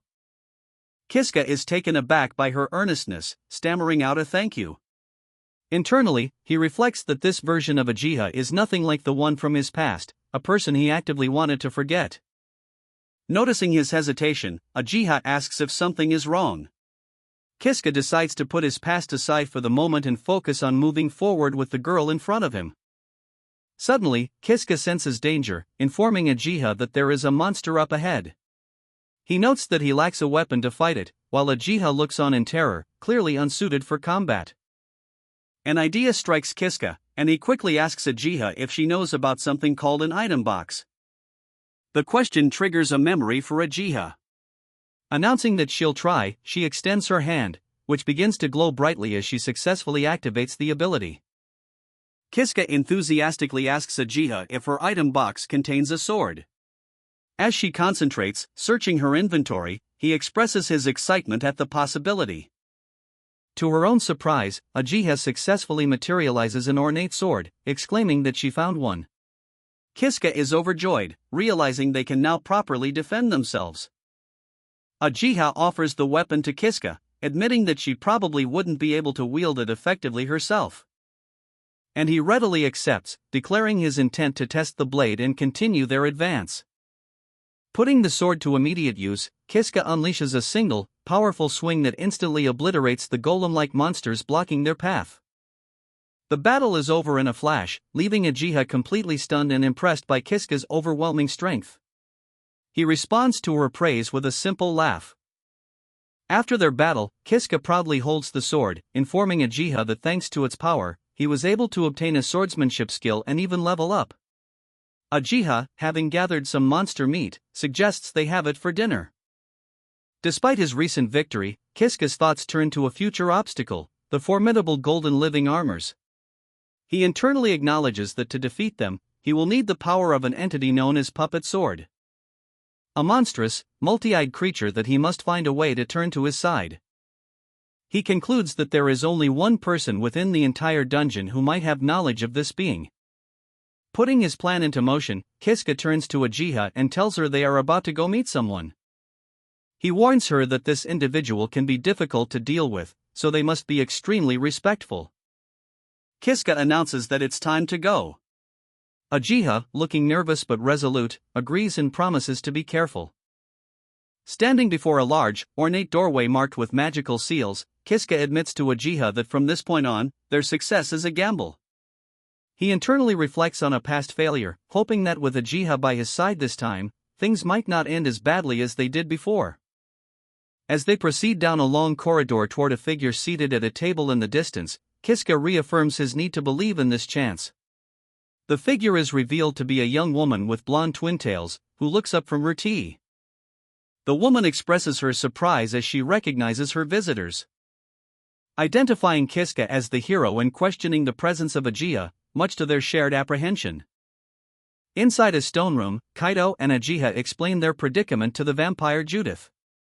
Having heard their story, Judith acknowledges that the puppet sword has transformed from a mere weapon into a terrifying monster. With a confident smile, Judith declares that this may be a situation where she must personally intervene. Her decision shocks both Kaito and Uchiha. Kaito urgently asks Judith if she knows how to turn the puppet sword back to normal. Judith explains that during her 1,000-year lifespan, she has encountered many similar items, which are known as the parasitic series. She elaborates that the power of the parasitic series is vast. While many warriors have been consumed by it, some have managed to harness its strength. Although she cannot be certain without examining the sword firsthand, Judith reveals she has a theory on how to restore it. Overjoyed by this news, Kaito exclaims that he knew Judith was amazing. He and Uchiha bow their heads and formally beg for her strength to restore the puppet sword. However, Judith clarifies that the restoration is not her primary issue, she has another concern. Judith's gaze falls upon Uchiha, identifying her as the source of her concern. She reveals Uchiha's true nature as a hero, a being with the power to change the world itself, and questions Kaito for bringing her there. Uchiha is left trembling, seemingly realizing the truth of her own identity. Judith demands to know exactly who Kaito is. Internally, Kaito understands her caution, recalling that she is constantly being hunted and would naturally be wary of strangers. With a cheerful demeanor, he introduces himself as Kiska, a simple farmer. Judith is incredulous that a mere farmer brought a hero to her doorstep, but Kaido explains that he simply struggled against fate until he ended up here. He insists he is just a man, nothing more. While Judith admits she doesn't fully trust him, she seems to come to a decision. With a sly smile, Judith declares that dealing with the puppet sword at this moment might not be a bad idea. Overjoyed and relieved, Kaido and Uchiha thank her profusely. Kaido expresses his amazement that the three of them will be joining forces and looks forward to working with her. As he speaks, Uchiha's expression darkens, she senses something is coming. And her demeanor shifts violently. With a sinister grin and hair flaring with dark energy, she lunges towards a shocked Judith and Kaido, brandishing a glowing, butterfly-like object. Kaido and the real Uchiha look on in horror at the transformed, menacing version of Uchiha, while Judith is stunned by the sudden, violent intent directed at her. The possessed Uchiha lunges at Judith with sharpened claws, but Judith manages to parry the fierce assault. Watching from the side, Kaido can only cry out Judith's name in alarm. The conflict shifts to a metaphysical space where the real Uchiha, bewildered, questions the existence of her double. The sinister doppelganger confronts her, asking who she is before beginning to reveal her own identity. Dark Uchiha, the entity declares, striking the real Uchiha. She proclaims herself to be the true Uchiha and the other a fake, causing the original to cry out as Kaido watches helplessly. Dark Uchiha calmly states that she and Uchiha are the same being and commands her to become one. When Uchiha refuses, Dark Uchiha scoffs at her resistance and announces her plan to erase her and take her place entirely. As Dark Uchiha's blade descends, Judith suddenly intervenes, blocking the attack with her own weapon. A wide, fanged grin spreads across Judith's face, revealing her true nature as she effortlessly holds back the assault. The real Uchiha stares in disbelief, realizing, a vampire. With a menacing grin revealing her vampiric fangs, Judith warns Dark Uchiha that there will be a steep price to pay for running wild in her hideout. Kaido can only watch in shock, calling out Judith's name. As Judith and Dark Uchiha clash in a flurry of motion, Kaido's mind races, finally distinguishing between the malevolent Dark Uchiha and the one he knows. He realizes they are completely different people. The truth crashes down on Kaido as he understands that all the pain and suffering they've endured was the work of this doppelganger. Meanwhile, Dark Uchiha parries Judith's attack, mockingly asking if that's all the vampire can do before lunging with a cry of die. With his conviction solidified, Kaido draws his own sword, declaring that if this is the situation, he will be the one to stop Dark Uchiha. Before he can act, the original Uchiha steps in his path, holding a dagger and threatening to cut him down if he doesn't move. Unfazed, Kaido smirks, challenging her by saying she knows what will happen even if she kills him. Which infuriates Uchiha, who screams at him not to get in her way. Kaido calmly clarifies that he never intended to interfere, stating that his only desire is to protect the people who are close to him. His simple declaration leaves both Uchiha and Judith looking on in surprise. Dark Uchiha desperately pleads her case, insisting that she is the true hero who saved the world and that the Uchiha beside Kaido is a fake. Unmoved, Kaido calmly states that her status as a hero is irrelevant to him. Because the only thing he knows for certain is that she is someone who does not belong here. Kaido's complete rejection shatters Dark Uchiha's composure.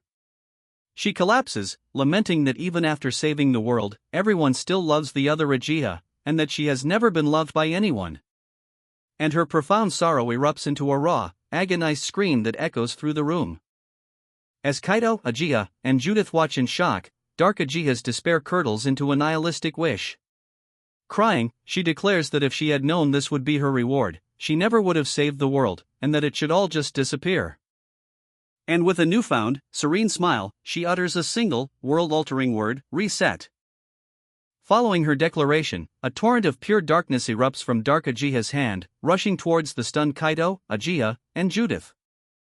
The darkness, unleashed from her, rapidly fills all empty space, enveloping the entire world and consuming the horrified trio. An omniscient voice reflects on the cataclysm. It wasn't caused by simple jealousy, anger, or hatred. The world came to an end because of a single Yandere girl's whim. Dark Uchiha's final, absolute justification echoes in the void. A world without love is a world I don't need. With this, a new arc is set to begin. Kaido finds himself sitting alone in the bar of the Adventurers Guild in Katarov village, having a drink. He somberly recalls the moment Dark Uchiha declared a reset, an act that caused the entire world to be swallowed by darkness. His memory continues to the immediate aftermath. Upon regaining his senses, he found himself floating in a featureless, grid-lined void without a sky or ground, where he was confronted by strange, floating geometric entities. A voice emanated from them, asking why he looked like he had seen a ghost. The entity cryptically stated that Kaido's ordeal had provided it with great entertainment. Overwhelmed and disoriented, Kaido demanded to know the entity's identity and the nature of the strange dimension he was in. The mysterious entity introduces itself as an observer of the world, calling the void dimension the end of a ruined world. It confirms Kaido's fears, stating that a being called Dark Uchiha rewrote causality itself, leading to the world's destruction. Kaido questions why he remains conscious if the world is gone. He theorizes that his ability to save and reset is what allows him to exist outside the flow of causality. The observer, addressing him by the name Kiska, prepares to ask him a question. The observer poses a critical question to Kaido: "Don't you want to save Uchiha Tsubaki?" It reveals that she holds the key to the world's survival and potential rebirth, shocking Kaido. Kaido reflects on this revelation, recalling that his strange fate began the moment he met Uchiha. He ponders her connection to Dark Uchiha and her true identity, admitting that while he doesn't understand it, he accepts that she is the key. With newfound resolve, Kaido clenches his fist and declares, "Then I'll be the one to save her." The observer expresses its satisfaction with his determination. Declaring that the fate of the world now rests in Kaido's hands, the observer forcefully sends him away, back to the world 100 years ago, before its destruction. A few weeks have passed since Kaido was sent 100 years into the past. He has been searching for Uchiha Tsubaki the entire time but has yet to find a single clue to her whereabouts. While Kaido eats at the Adventurers Guild, a heavily armored female knight makes an announcement, seeking the platinum-ranked adventurer who cleared the Katarov dungeon. Kaido, who had registered with the guild and completed the dungeon to cover his living expenses, realizes she is looking for him. The knight approaches his table and confronts him, asking why he didn't step forward immediately. Kaido, flustered, can only offer the weak excuse that he was in a hurry to finish his meal. Visibly annoyed but accepting his answer, the knight dismisses his excuse, declaring it an emergency with no time to waste. She grabs him firmly by the arm and effortlessly drags him from his seat and out of the building. Kaido is stunned by her immense physical strength. After being pulled through the city streets, the knight stops before a large stone structure. She announces to a waiting crowd that she has brought the man who cleared the Katarov dungeon, revealing their destination is the dungeon's entrance. Kaido is presented to a full party of adventurers. Their leader, a woman with long, light-colored hair, thanks the knight who brought him. Another knight, Kanaria, observes Kaido and internally notes that he doesn't seem as strong as she imagined. When asked his name, Kaido introduces himself as Kiska. Upon hearing this, Kanaria immediately voices her distrust, questioning if they can really rely on a complete stranger. The party leader calmly tells her to settle down, and then apologizes to Kiska for the outburst, explaining that they first need to earn his trust. She asks him to keep their upcoming discussion a secret, and he agrees. The leader reveals that they have been tracking a specific person who is now hiding within the Katarov dungeon. Acknowledging that he likely knows the dungeon better than anyone, Kiska asks who their target is. With a confident smile, the leader delivers the shocking answer: their target is the Demon King. Kiska is left utterly stunned by the revelation. Stammering in disbelief, Kiska demands to know who they are. The scene then shifts as a new narration begins, explaining that approximately 100 years ago, a legendary hero party defeated the Demon King. The party leader, with a confident smile, reveals her true identity to the stunned Kaido: she is the renowned hero, Iligen. She gestures to her legendary companions, asking if this display satisfies his curiosity. As Kaido reels from the revelation, Iligen explains the gravity of their situation. She states that their forces are currently locked in a fierce battle with the Demon Lord's army in the western Arian region. To prevent the enemy from ever rising again, they must be completely annihilated. Kaido, still processing that the hero Illigen is personally requesting his aid, asks if he can pose a question first. Illigen readily agrees, telling him he can ask anything. He asks if she or her party knows a girl named Uchiha Tsubaki. He then reveals that the entire reason he became an adventurer was to find her. Illigen turns to her companions, but none of them recognize the name. She apologizes to a visibly disappointed Kaido, confirming that no one present seems to know Uchiha. Sensing his dejection, Illigen makes a powerful offer. She promises that if Kaido agrees to lend them his strength, the hero's party will use all of its considerable influence to help him search for Uchiha after they defeat the Demon Lord. Kaido is stunned by the proposition. Kaido accepts Illigen's offer, agreeing to help if his power is sufficient. Illigen is overjoyed, welcoming him to the party with a firm handshake. As they clasp hands, a narrator's voice declares that a destiny which began 100 years ago is now moving once more. Still in disbelief that he is actually joining the hero's party, Kaido stands with his new companions. To break the ice, Illigen suggests a round of introductions and asks Kaido, whom he calls Kiska, to begin. Kaido introduces himself as Kiska, a swordsman and adventurer, and mentions that he possesses a skill called taunt. The party members react positively, noting that his platinum rank and taunt skill would make him an excellent evasion tank, a role focused on dodging attacks and drawing enemy attention. Illigen then introduces himself as Illigen Rastarna, the current hero, holding the rank of master, and the first prince of the kingdom of Fastarna. Kaido recalls that Illigen was a legendary figure even in the world 100 years in his future, destined to defeat the Demon Lord.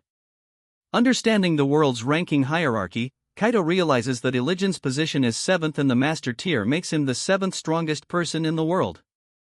Next, a woman with blonde hair introduces herself with stark brevity, Canaria Glycis. Holy Knight. Diamond rank. Her bluntness causes another party member to laugh, remarking on how bad she is at communication. A large, jovial man in horned armor introduces himself as Gorgon, a warrior. He warmly welcomes Kaido, acknowledging that while their group is a bit quirky, each member possesses a solid backbone. The group's attention then turns to a silent, hooded figure identified as Nock, who offers no response. Kaido internally reflects that the party is indeed full of oddballs, but they are all amazing in their own right, and assumes the introductions are complete. Just then, Kaido finally notices a small, elven girl who has been standing with the group the entire time. Mistaking her for a lost child, he approaches and condescendingly pats her head, asking where her mother is, which causes her to flush with rage and embarrassment. Another party member erupts in laughter at Kaido's blunder, explaining that the girl is Niao, an elven mage who is actually far older than all of them.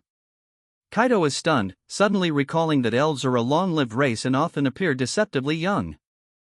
Kaido quickly apologizes for his rudeness, though he privately finds her childish reaction amusing. Still flustered, Niao holds her staff and declares, "I won't forgive you if he ever treats her like a child again." With that, Illigen announces that the introductions are finally complete. With the party fully assembled, Illigen points towards a massive structure and declares their destination, the Katarov dungeon. As the group sets off, however, Kaido begins walking in the opposite direction, prompting a companion to call out and correct him. Sir Illigen leads the party to a stone dais, explaining that it is the teleportation circle for the dungeon's second entrance. One of his companions, a female knight, reacts with shock, recognizing the location. The knight recalls that this entrance is used to banish criminals. Her alarm grows as Kaido calmly reveals that this is the very place he entered the dungeon from and managed to survive, forcing her to wonder about his true identity. As the knight tries to voice her concerns to Illigen, he simply turns to Kaido and asks if the monsters beyond this point are strong. Kaido admits that his past self would have died hundreds of times against them.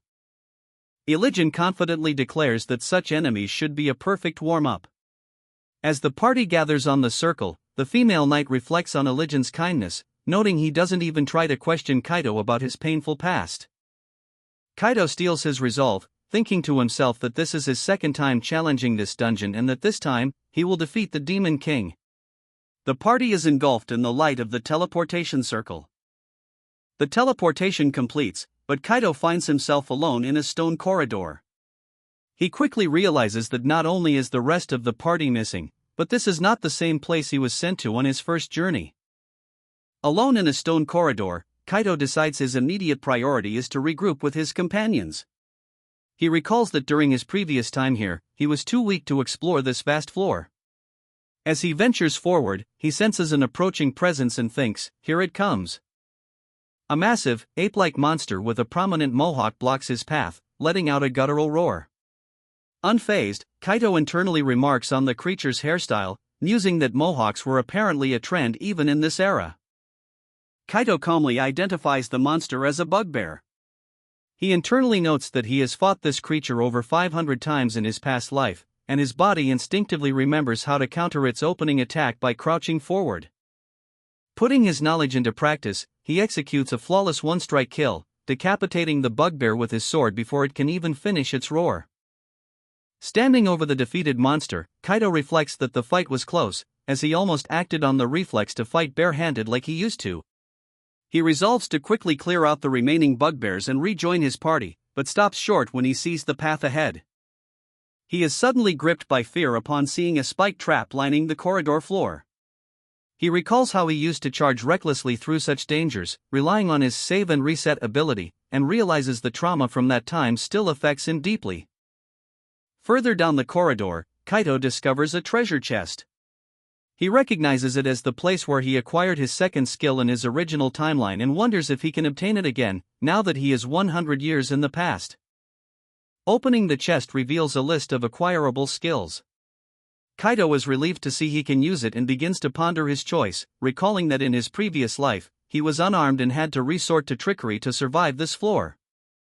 Kaito selects the acceleration skill from the item box. He reflects that with the flaming sword in his new sword skills, he is now ready to face the bugbears, the very monsters that killed him the most in his previous life. Activating acceleration, Kaito leaps forward and dispatches the entire group of monsters in a single, instantaneous slash. He stands amidst their fallen bodies, surprised, wondering if they were always this weak. He realizes the immense difference his new weapon and skills have made. After struggling so much when he was barehanded, he now feels confident that the monsters in this dungeon are no longer a threat to him. Kaito reminds himself that his ultimate goal is not merely to clear the dungeon but to defeat the Demon King. However, before he can regroup with his party, he feels an urgent need to check on something important first. He walks with purpose towards a specific location, a hopeful yet uncertain thought echoing in his mind, maybe, just maybe. He arrives before a large, glowing cylindrical seal. Realizing the person he's looking for isn't there, he says the name Ajiha and questions if this means that in this era, she hasn't been sealed yet. While searching the stone corridors for Ajiha, Kaito is drawn by the sounds of battle. He realizes with a start that someone is fighting inside a bugbear den up ahead. Peering into the chamber, he recognizes the combatant as Kanaria, a formidable warrior who is single-handedly fending off a werewolf. Kaito quickly assesses the situation, recalling that this area is filled with werewolf dens. He understands the true danger isn't the strength of any single monster, but their tactic of swarming and surrounding their prey. As if to prove his point, Kanaria uses her acceleration skill to reposition amidst the growing horde. Seeing her begin to be overwhelmed, Kaito leaps into the fray to assist her. Kanaria looks over in surprise as he announces his arrival, shouting that he is there to help. The two fight back to back, combining their efforts to systematically eliminate the werewolf pack. After the last monster falls, Kaito expresses his relief that they managed to take them all down. However, Kanaria turns to him not with gratitude, but with a stern expression. She admonishes him for sticking his nose where it doesn't belong, questioning why he, a mere guide, would interfere in her fight.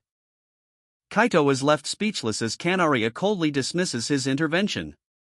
She asserts her status as a diamond-rank adventurer, insisting she could have handled the werewolves without his help. Kaito internalizes her words, believing she thinks of him as a burden. His thoughts drift to his past, recalling the teleportation circle used to exile criminals like him. He concludes it's only natural for Kanaria to distrust him, assuming she sees him as a criminal rather than the simple elk farmer he claims to be. Kaito grimly accepts that he is used to facing such discrimination. His brooding is interrupted when Kanaria calls out his name, Kiska, capturing his full attention. With a serious expression, she begins to explain her true concern, stating that him dying would be a problem for her. Kanaria clarifies that as an adventurer party, their duty is to protect ordinary citizens. Since she forced him to come, he is now her responsibility, and she passionately declares that he must make it out of the dungeon alive. Visibly moved by her unexpected sense of duty, Kaito calls her name. He then takes a step toward vulnerability, admitting to her that his past was full of misery. Kaito concludes his story, recalling with pain that he gave everything he had and still failed to protect the one person he loved. Believing he knows what she will say next, he raises a hand to stop Kanaria, insisting that she doesn't have to say anything.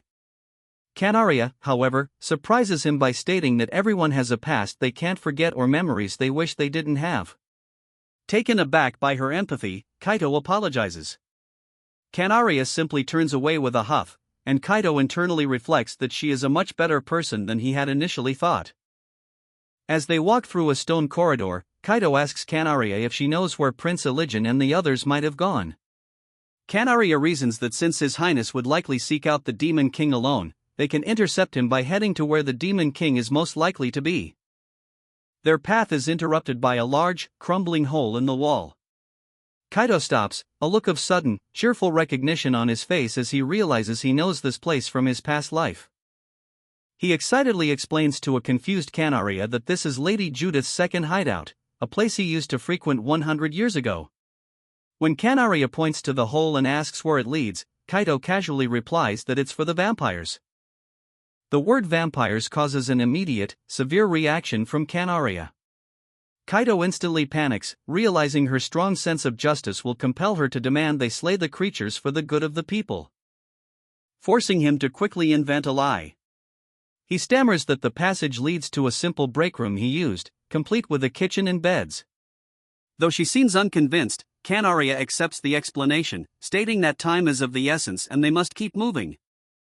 As they continue down the hall, Kaito breathes a sigh of relief, glad to have averted a conflict. He privately reaffirms his feelings, thinking that even after 100 years, his view of Lady Judith as his beloved benefactor has not changed, despite her being a vampire. As they walk, Kaito asks Kanaria for her thoughts on the Demon King's location. She explains that after taking heavy damage from Elijin's attack at Ariane, the Demon King likely fled into the dungeon to heal. However, she suspects there is another reason for his presence. The Demon King's true objective, she theorizes, is to devour the bosses of the Katarov dungeon. By consuming them, he can absorb their power and grow even stronger. Kaito is shocked by this grim possibility.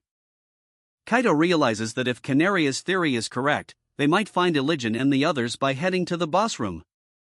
Kanaria agrees but warns him to be prepared for anything, as the Demon King himself could be waiting. They steel themselves and approach a large, ominous door. As they near the door, the distinct sounds of a fierce battle echo from within. They identify the location as the Golem's chamber. Kaito, alarmed, urges they open it, wondering aloud whether it is Elijin's party or the Demon King fighting the boss inside. They both throw their weight against the heavy doors, but they refuse to budge. Kanaria surmises that the room is sealed until the battle is over. At that exact moment, the sounds of combat abruptly stop, and the doors begin to creak open. The doors swing wide to reveal a chamber filled with rubble. Sitting calmly on a shattered stone block, his sword resting across his lap, is Elijin. Kaito and Kanaria cry out his name in utter shock. Elijin cheerfully greets Kaito and Kanaria, assuring them he is completely unharmed. Kanaria, relieved, marvels at his strength, noting that he single-handedly defeated the golem that even Uchiha struggled against. Shifting focus, Elijin asks Kaito if the other boss rooms are still intact. Kaito enthusiastically confirms that, as far as he knows, two remain, the Griffin's chamber and the Centipede's chamber.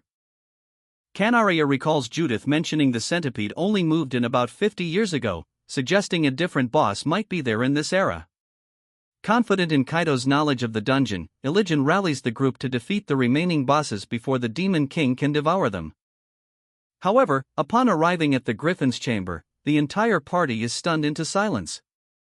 The room is empty and splattered with gore, with no sign of the boss. Kanaria quickly realizes they are too late, concluding that the Demon King has already consumed the griffin. She admits to underestimating their foe.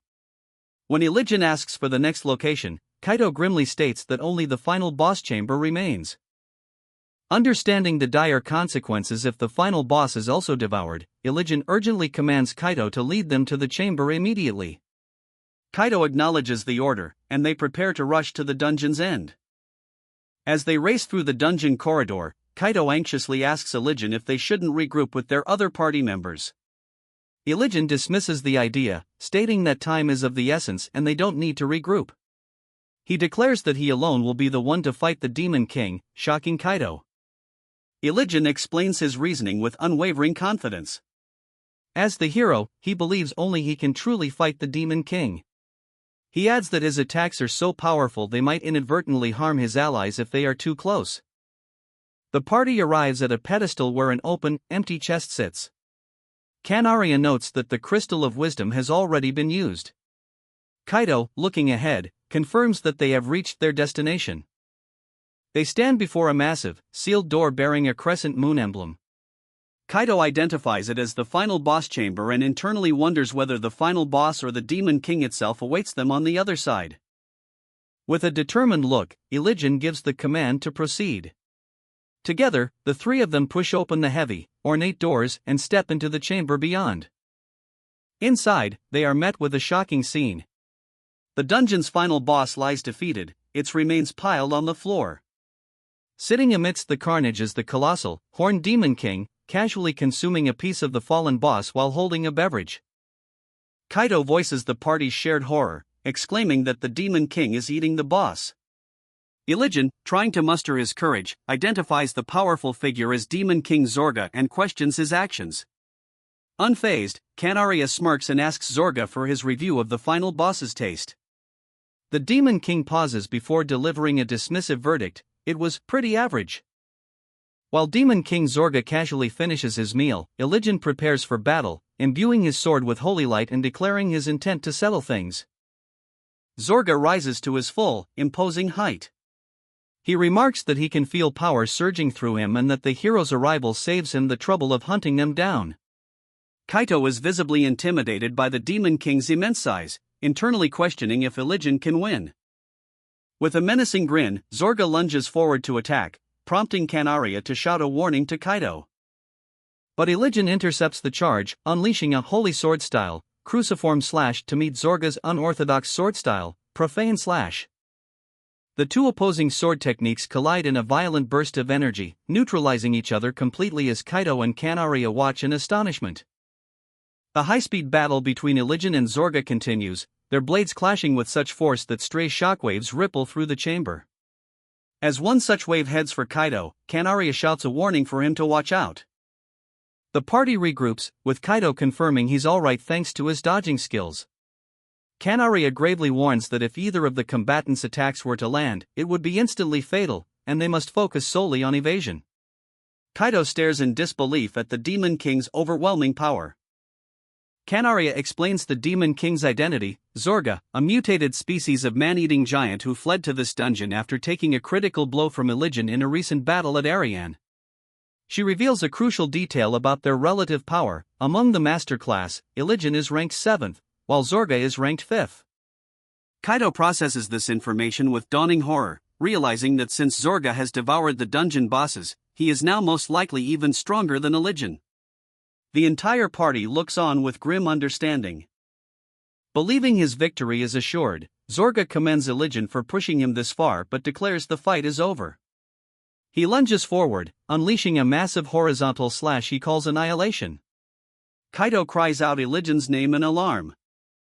But Elijin stands his ground, calmly stating that the outcome of a fight isn't decided by strength alone. Kaito and Kanaria watch in stunned silence, sensing he has a final strategy. Kanaria recognizes Elijin's attack as his ultimate technique, the Holy Sword style's Celestial Grace Slash, which combines his swordsmanship, superhuman strength, and enhanced physical abilities. However, the powerful strike only manages to slice off the tip of Zorga's horn. The Demon King smirks, unfazed, while Kaito and his companions look on in shock at the failed attack. With contemptuous ease, Zorga counters Ilijan's lunge, swatting him away with a powerful blow that sends the prince flying across the chamber. Ilijan lands hard, wounded and clutching his side. He observes that Zorga's power is on a completely different level than when they fought at Ariane. As Kaito rushes forward to help, Ilijan forcefully shouts for him to stay back. He warns a stunned Kaito that getting any closer would mean being killed by Ilijan's own attack.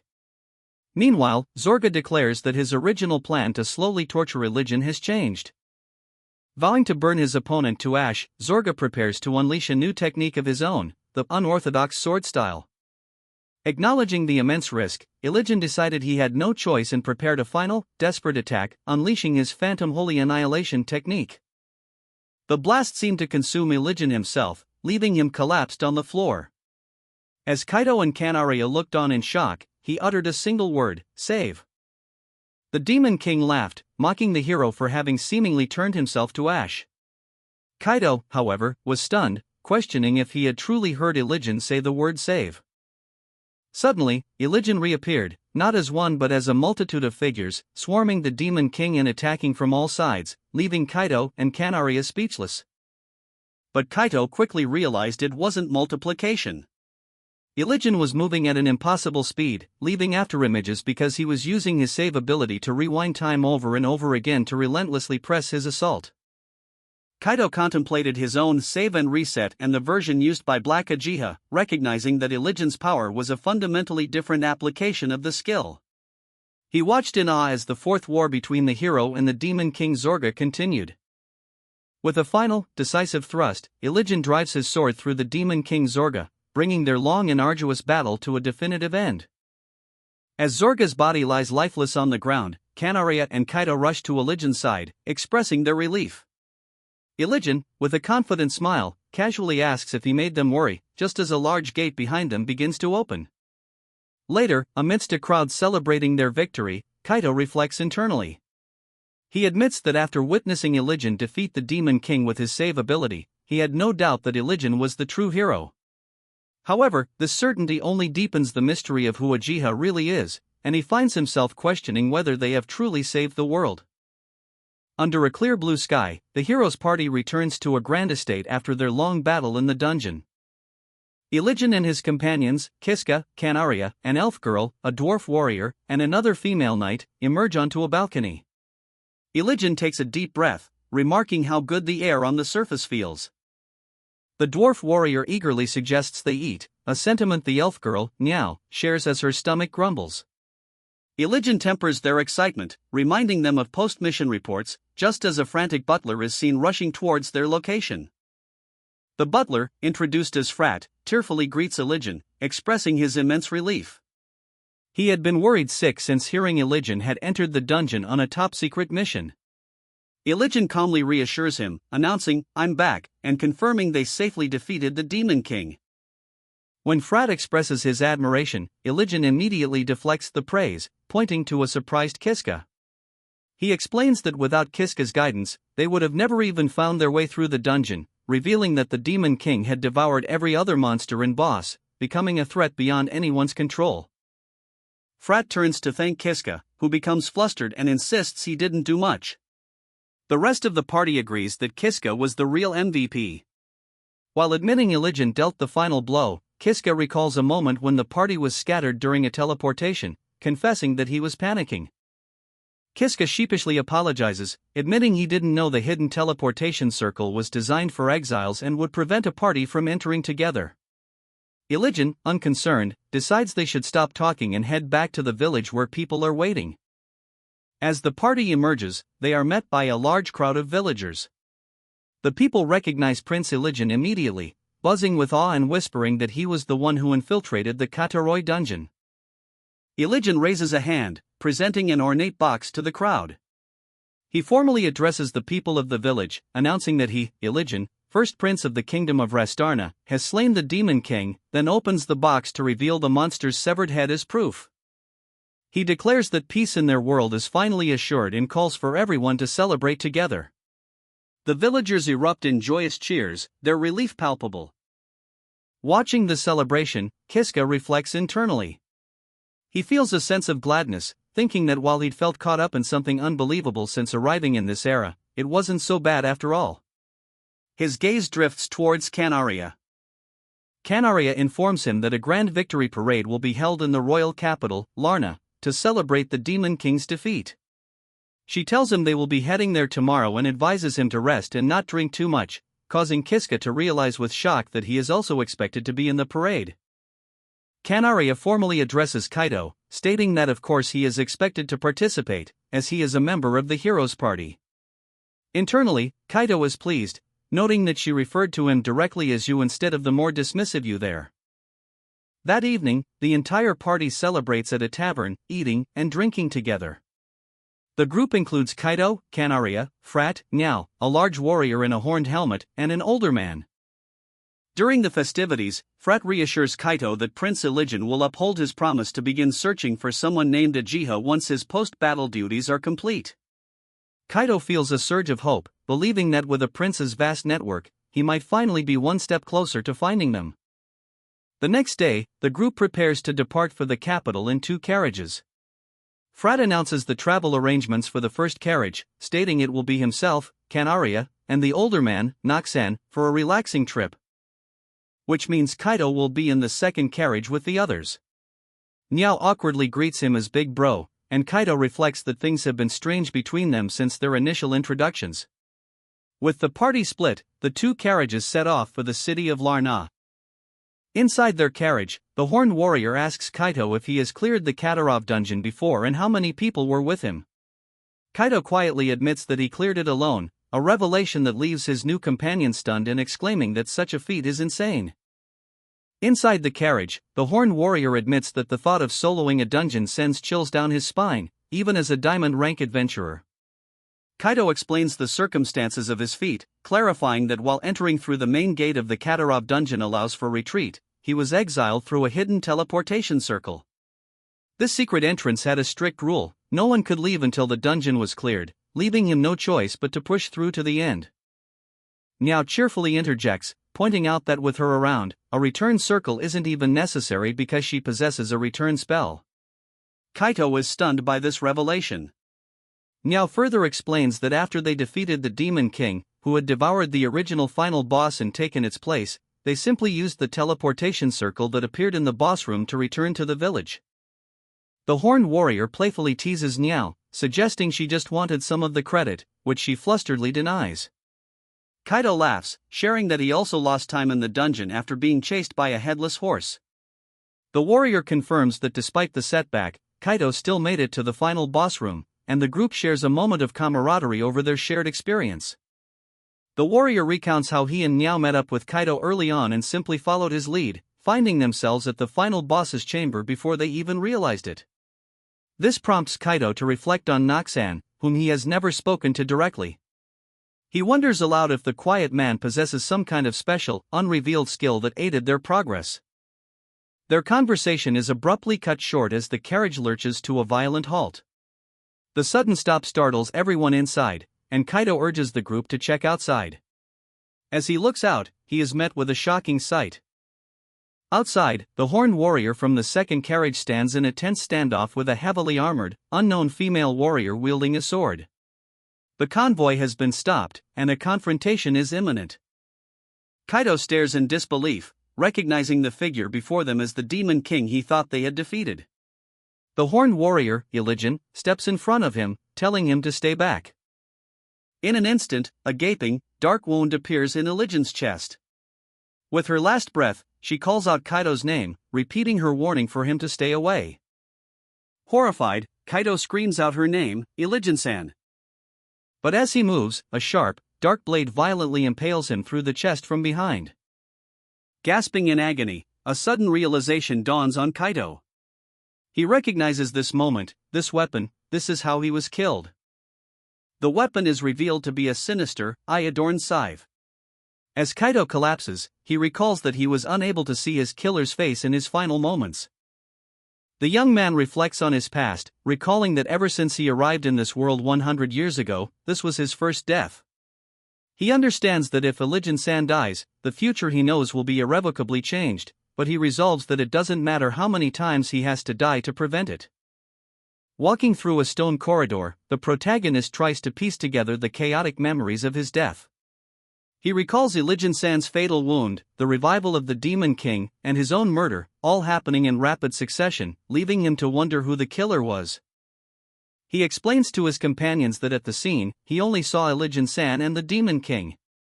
However, he knows for a fact that Elijin-san's carriage should have also contained their comrades, Kanaria-san, Nock-san, and Flat-san, who were nowhere to be found.